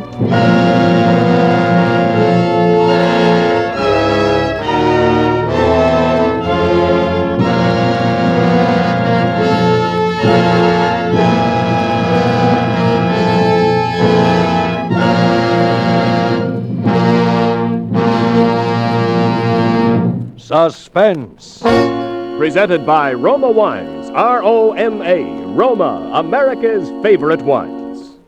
This is Ken Niles returning to our stage with a lovely star of tonight's suspense play, glamorous favorite of movie-going millions, but a newcomer to suspense fans, Miss Joan Bennett. Welcome to the Suspense family, Joan, and congratulations. Your performance was wonderful. Thank you, Ken, but I'd like to share some of the compliments with Howard Duff, who played the composer so wonderfully. And as a token of our appreciation, here's a gift basket of Roma wines from Roma, America's greatest vintner. Thank you, Ken, and thanks to Roma. Among the fine Roma wines in your gift basket, Joan, is Roma Muscatel, a wine to add warmth to your welcome when friends drop in. A delightful taste treat with desserts, too. Rich in the tempting fragrance and distinctive taste of the world-famous Muscat grape, better-tasting Roma Muscatel is a mellow, satisfying wine born in California, praised by Americans from coast to coast. Yes, Ken, Roma Muscatel certainly is delicious. And here's why, Joan. Roma Muscatel, like all Roma wines, begins with choicest grapes. Then Roma vintner skill and America's finest winemaking resources guide these luscious grapes unhurriedly to tempting taste perfection. Later, along with Roma wines of years before, this rich grape treasure awaits selection from the world's greatest wine reserves for your pleasure. No wonder more Americans enjoy Roma than any other wine. You've convinced me. And now may I remind our listeners of something? 1946 saw the worst epidemic in 30 years of infantile paralysis. We must fight this brutal child crippler and guarantee medical care and treatment to all victims. Join the March of Dimes. Send your dimes and dollars care of your local March of Dimes headquarters today. Thank you and good night. Joan Bennett appeared through the courtesy of Diana Productions, producers of The Secret Beyond the Door. Tonight's suspense play was written by Pamela Wilcox and Malvin Wald. Next Thursday, same time, you will hear Roddy McDowell as star of Suspense. Produced and directed by William Spear for the Roma Wine Company of Fresno, California.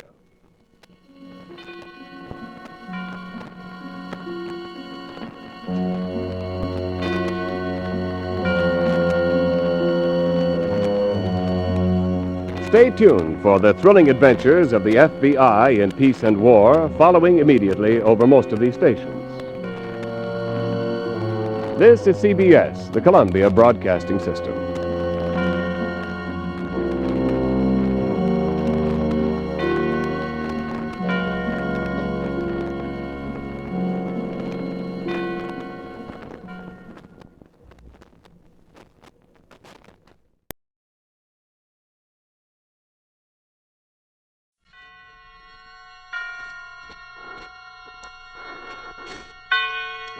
Roma Wines present Suspense.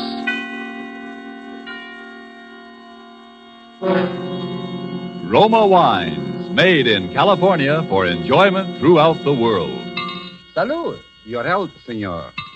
Roma Wines toast the world. The wine for your table is Roma Wine, made in California for enjoyment throughout the world. This is the Man in Black, here for the Roma Wine Company of Fresno, California, to introduce this weekly half hour of Suspense. Tonight from Hollywood, Roma Wines bring you Miss Michelle Morgan, Mr. Philip Dorn, and Mr. George Coulouris in a suspense play dealing with a painting of a beautiful woman, and with a lover, and a husband, and with an assassination for which only the death of one of these three could atone. And so with Portrait Without a Face, and with the performances of Michelle Morgan as Colette, of Philip Dorn as the artist Paul Degel, and of George Coulouris as Charles Garveau, we again hope to keep you in suspense.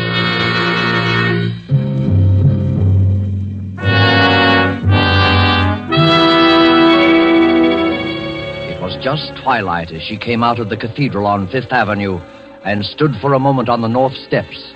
She looked across 51st Street at the discreet gray building with the discreet bronze sign saying Fernet Gallery of Modern Art.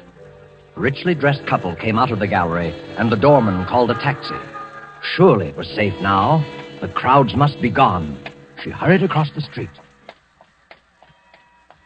Good evening. The gallery's still open for a few minutes, isn't it? Well, I'm sorry, miss. It's just closing up now. Oh, you can't be. I've come all the way from Boston, and Well, I'm sorry, miss. We're half an hour past closing now. We open again at 11 tomorrow. 11? But I can't possibly wait over. Do you think $5 would... No, miss. I could even go as high as 10. No, miss. I could even go as high as... No, miss. Oh, but there's a picture on exhibit that I must see. I'd stay only a moment. I must see it, really. It's called... I know, miss. It's called Portrait Without a Face.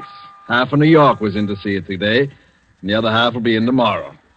And if you'll excuse me now... Wait a moment, please. Have you seen the picture? Me? What did I be doing looking at pictures? Waste of time. But I can tell you this. Sure got people talking. One of those critics was in here this morning, and you... hold on, miss. Maybe you can go in after all. You see that man coming down from Madison Avenue? That's Paul Degel, the artist who painted the picture. Now, maybe if you would ask him... Degel? Oh, no. No, thank you. I've changed my mind. I'll come back some other time. Taxi! Taxi! Some women like to drive you crazy.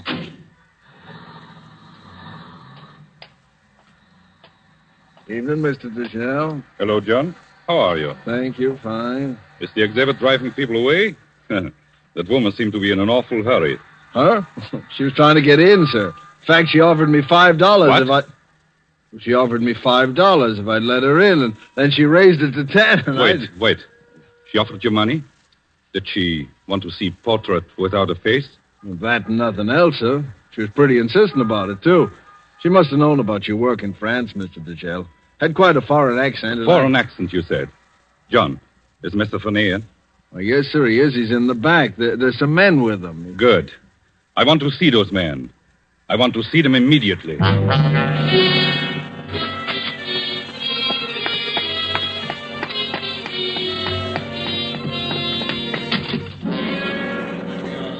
Gentlemen. Paul.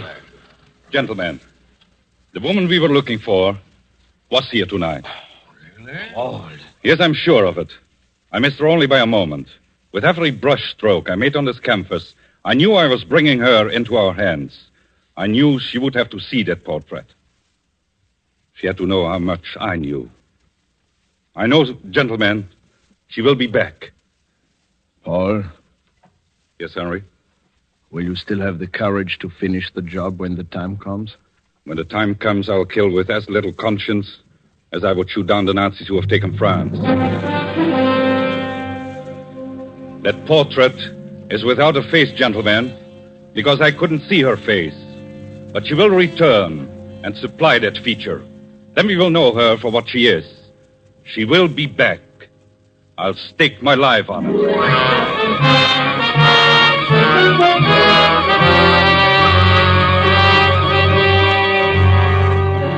Tonight, for Suspense, Roma Wines bring you as stars Michelle Morgan and Philip Dorn with George Coulouris. You have heard them in the prologue of Louis Pelletier's story, Portrait Without a Face, which is tonight's adventure in Suspense.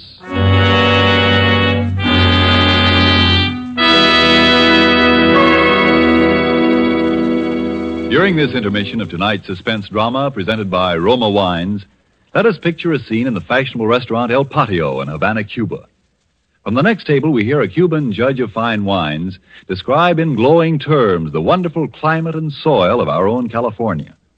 When his American guest points out that his Cuban host has never been to the United States, the Cuban answers, "It is true, I've never visited your California, but from only such perfect wine country could come sherry of such superb quality as we have enjoyed. Roma, California sherry." Yes, by their example, wine connoisseurs of many other lands tell you that in Roma wines are all the great qualities that must be present in a wine for great enjoyment.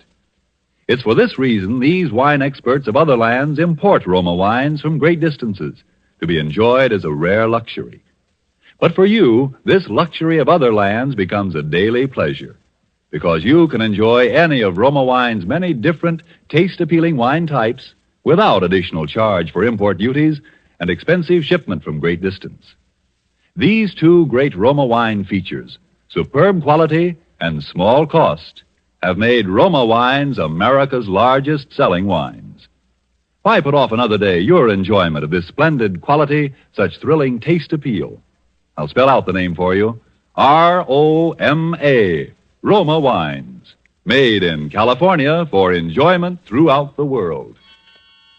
And now it is with pleasure that we bring back to our soundstage Michelle Morgan, Philip Dorn, and George Coulouris in Portrait Without a Face, a tale well calculated to keep you in suspense.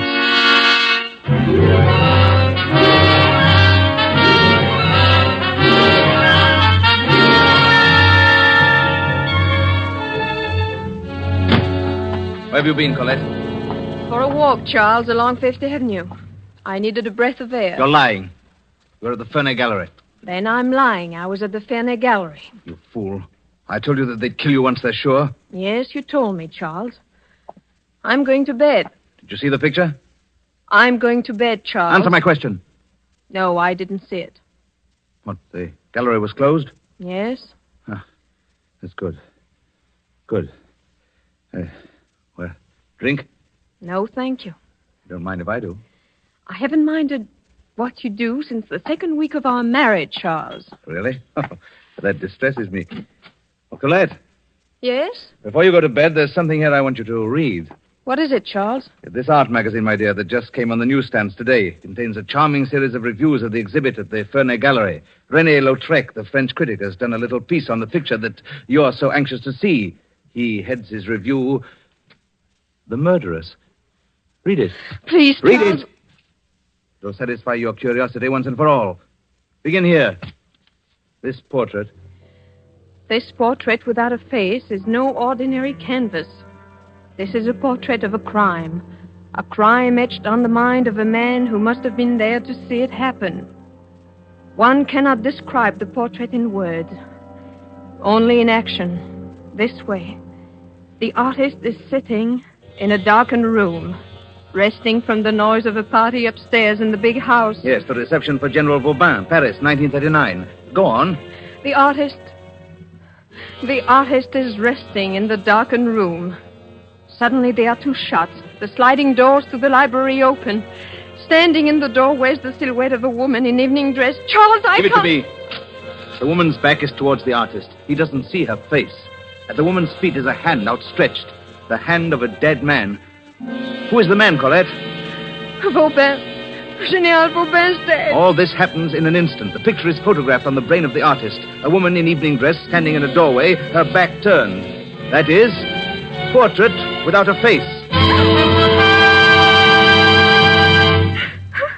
Colette, it's time to move boldly. Paul Degel will have to be put out of the way now. He knows enough to be dangerous. I suppose it's somewhat of a pity to eliminate such a promising young artist. He might have gone places. However, tomorrow morning, you will telephone Paul Degel at his apartment. You will tell him you saw his name in the art magazine. You will ask him where he's been all these years. You will say that you must see him. Your voice, and it will tremble just a little, will convey a message he's been waiting to hear all these years. You love him. After all these years, you still love him.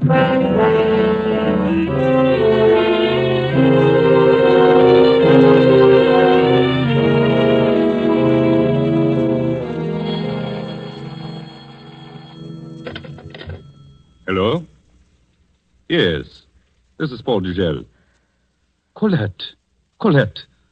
Darling, where are you? Where are you? Yes, yes. Naturally, every day. Every moment. Of course. Anywhere you say. Then the Carlton? The Carlton. What time? 1 or 2? 2. Then at 2 o'clock, dear. Till then... Yes, till then.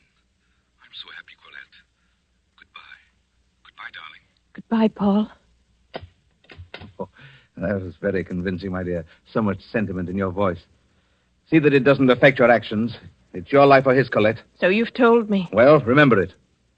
Stand up. Let me have a look at you. Oh, yes. Oh, you're crying, Colette. How touching. The lovers parted. The lovers reunited. April in Paris. Chestnuts in blossom. Charles, please. Wouldn't he love to know you married me? Me, of all people. And how I'd love to see you two meet. Colette, what will you say to him? What can you say, Colette?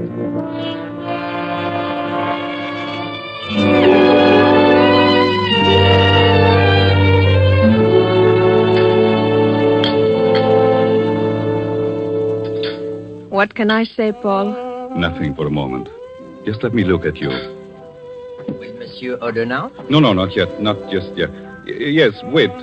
Bring us 2 sherries, will you? Thank you, Monsieur. I'm changed, Paul.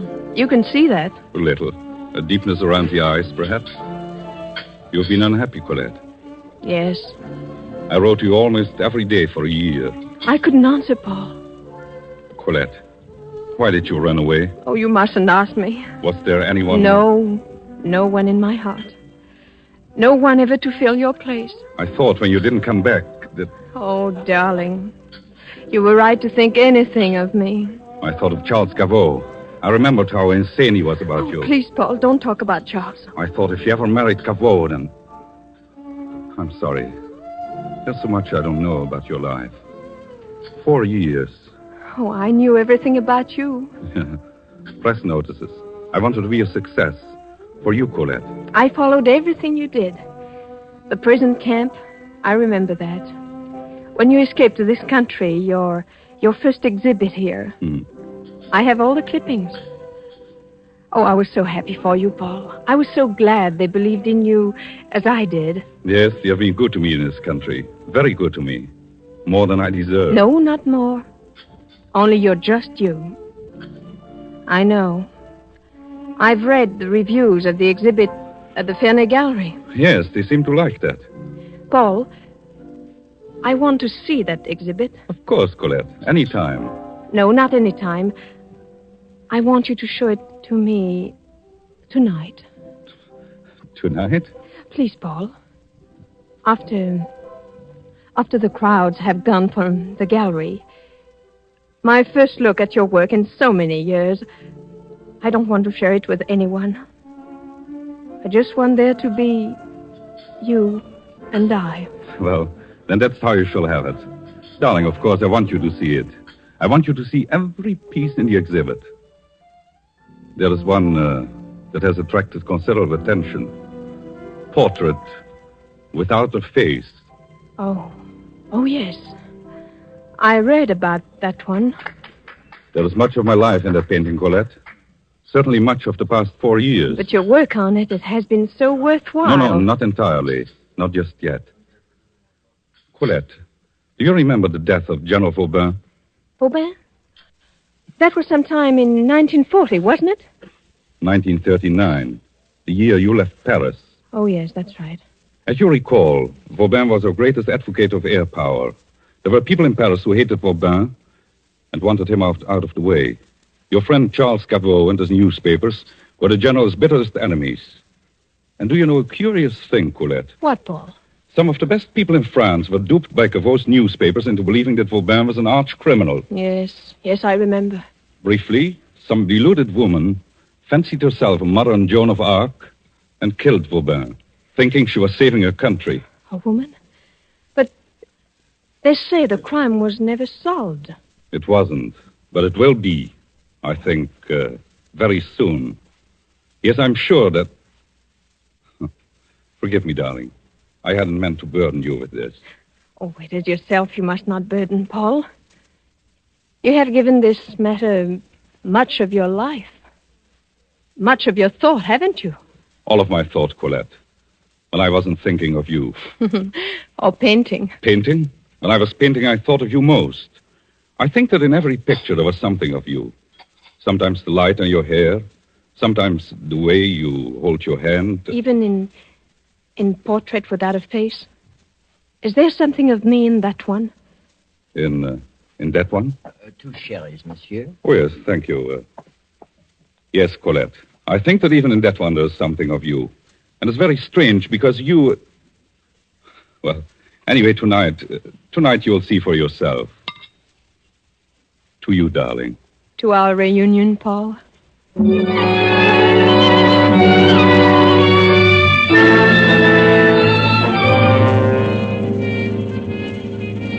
To our reunion. That's what she said, gentlemen. To our reunion. You are sure, Paul, that she does not suspect? Positive.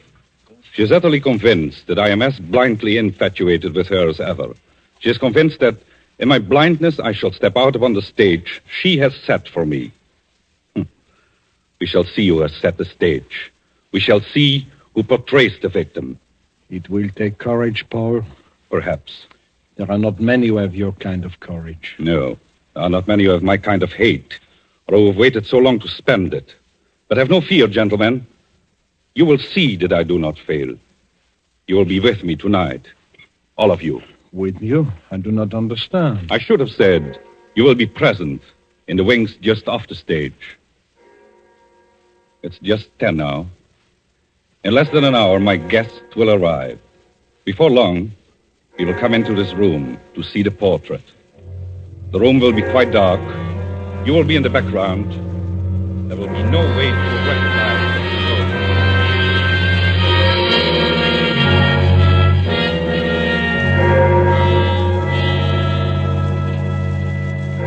You haven't much time. Are you ready? Yes. Wait, which purse are you carrying? That black one on the table. Hand it to me.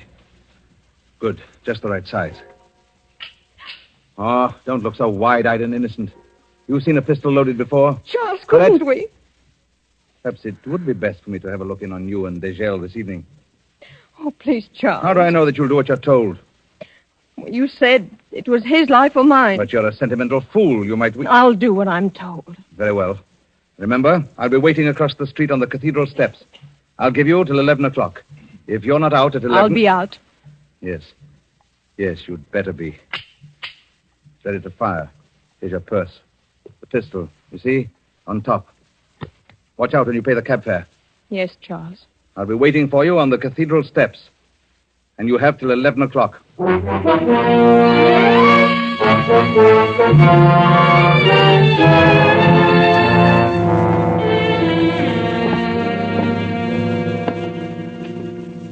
Do you remember this picture, Colette? Oh, Paul, of course. That was the summer we were at Nice. Lovely summer, wasn't it? Oh, so lovely. You see the fishing boat? L'Hirondelle? Remember her? Oh, too well. She made me seasick once. But it was a beautiful summer, Paul. Wonderful summer. Yes. Yes, it was. Well, that's all of the Paris pictures. Now I guess you would like to see the portrait. Yes. Now, I'd like to see it. It's in the next room. They have given it a room by itself. Oh. Take my hand, Colette. I've kept the lights out in there. I want you to sit on the bench, then I'll turn the lights on. And you will see the picture as I saw it. I mean, in my mind's eye. Yes, Paul. This way. No, careful. 2 steps down.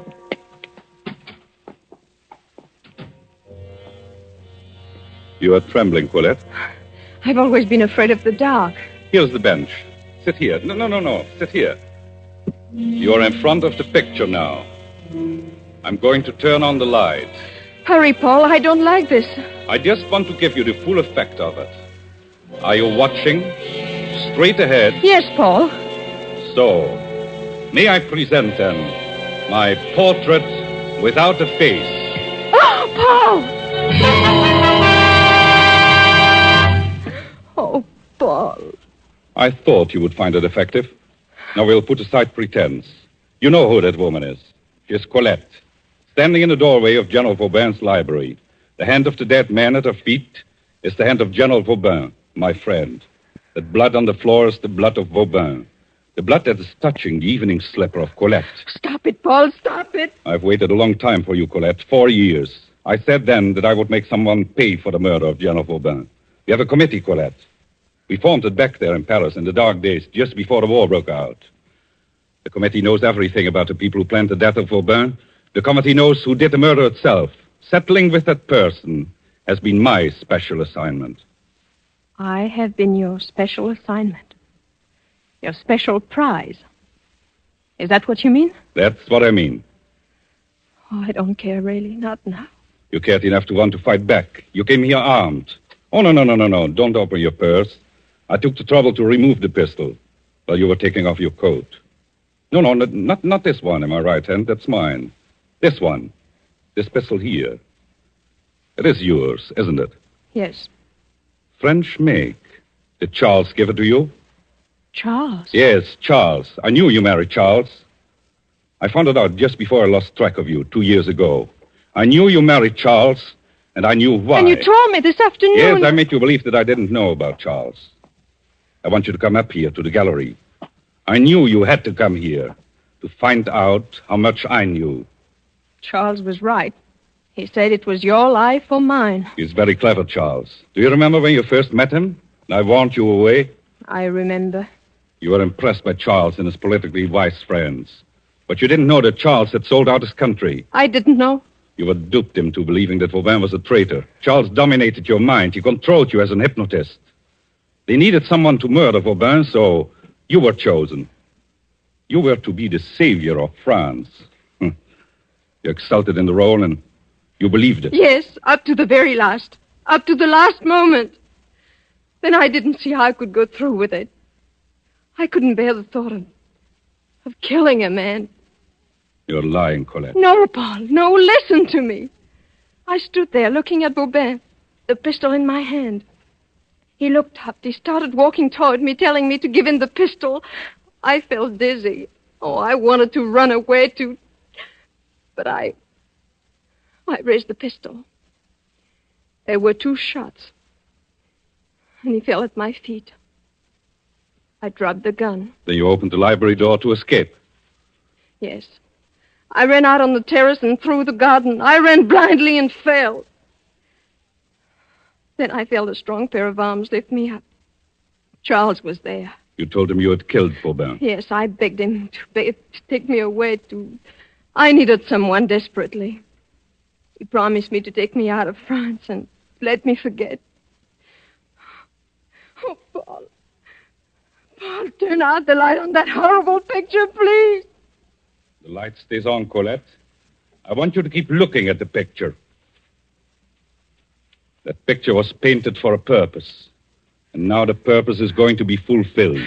Paul, Will you believe that I didn't want to kill Vauban? 4 years I've waited, Colette.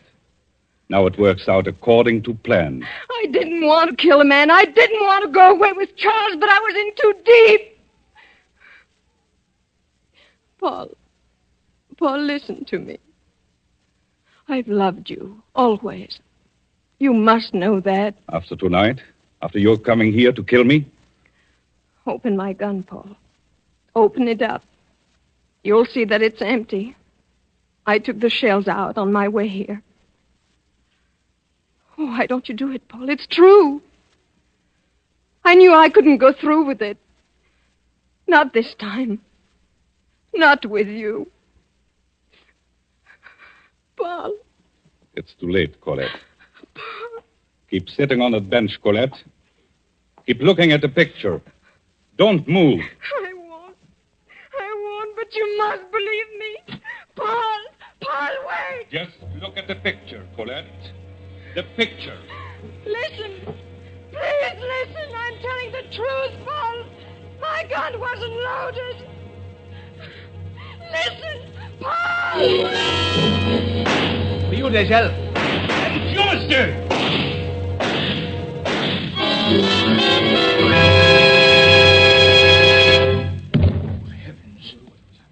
All right. Paul, are you all right? Oh. Yes. I'm all right, gentlemen. Gentlemen, may I present the late Monsieur Charles Cavot. 4 years. 4 years of painting and planning and waiting. Paul, take me out of here. Yes, darling. Colette, I'm sorry I had to do this to you. It was the only way to find him. I knew he was here to kill again. Both of us. Charles? Charles killed Vauban. I picked up the pistol you dropped that night, Colette. It had never been fired.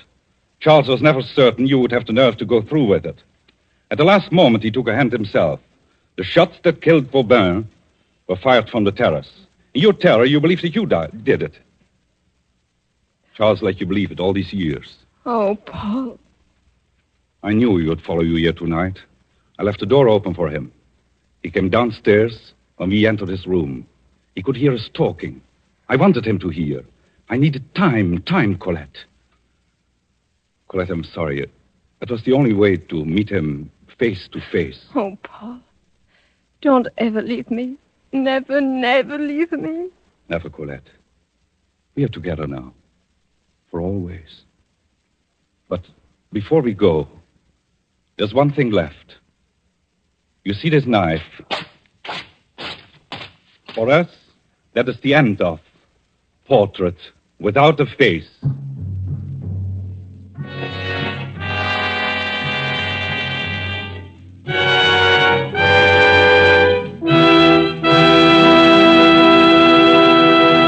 And so closes Portrait Without a Face, starring Michelle Morgan, Philip Dorn, and George Coulouris. Tonight's tale of Suspense. Miss Morgan is currently being seen in Warner Brothers' Passage to Marseille. Mr. Dorn appeared through the courtesy of Metro-Goldwyn-Mayer, producers of Madame Curie. You know, if we could bring to this microphone a man typical of all Roma wine dealers, this is what he might tell you. I sell a lot of the good Roma wines.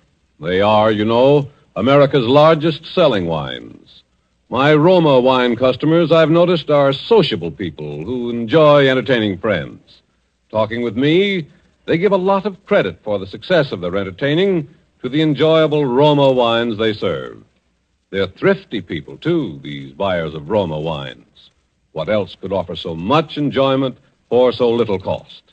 Only pennies a glass by actual check. Now, that doesn't leave much for me to add, except this, perhaps. If you are not already one of the millions enjoying Roma wines regularly, make your own taste test of any of Roma wine's many different taste-delighting California wine types, such as the delicious, tangy Roma Sherry, or the hearty Roma Burgundy, or the sweeter, heavier Roma Port, and discover for yourself why Roma wines are winning international praise, voiced in this phrase, Roma wines are truly magnificent. Let me repeat the name, R-O-M-A, Roma wines, made in California for enjoyment throughout the world. Suspense is produced and directed by William Spear. Don't forget then, next Thursday for Alan Ladd in Suspense. Presented by Roma Wines, R-O-M-A. Made in California for enjoyment throughout the world.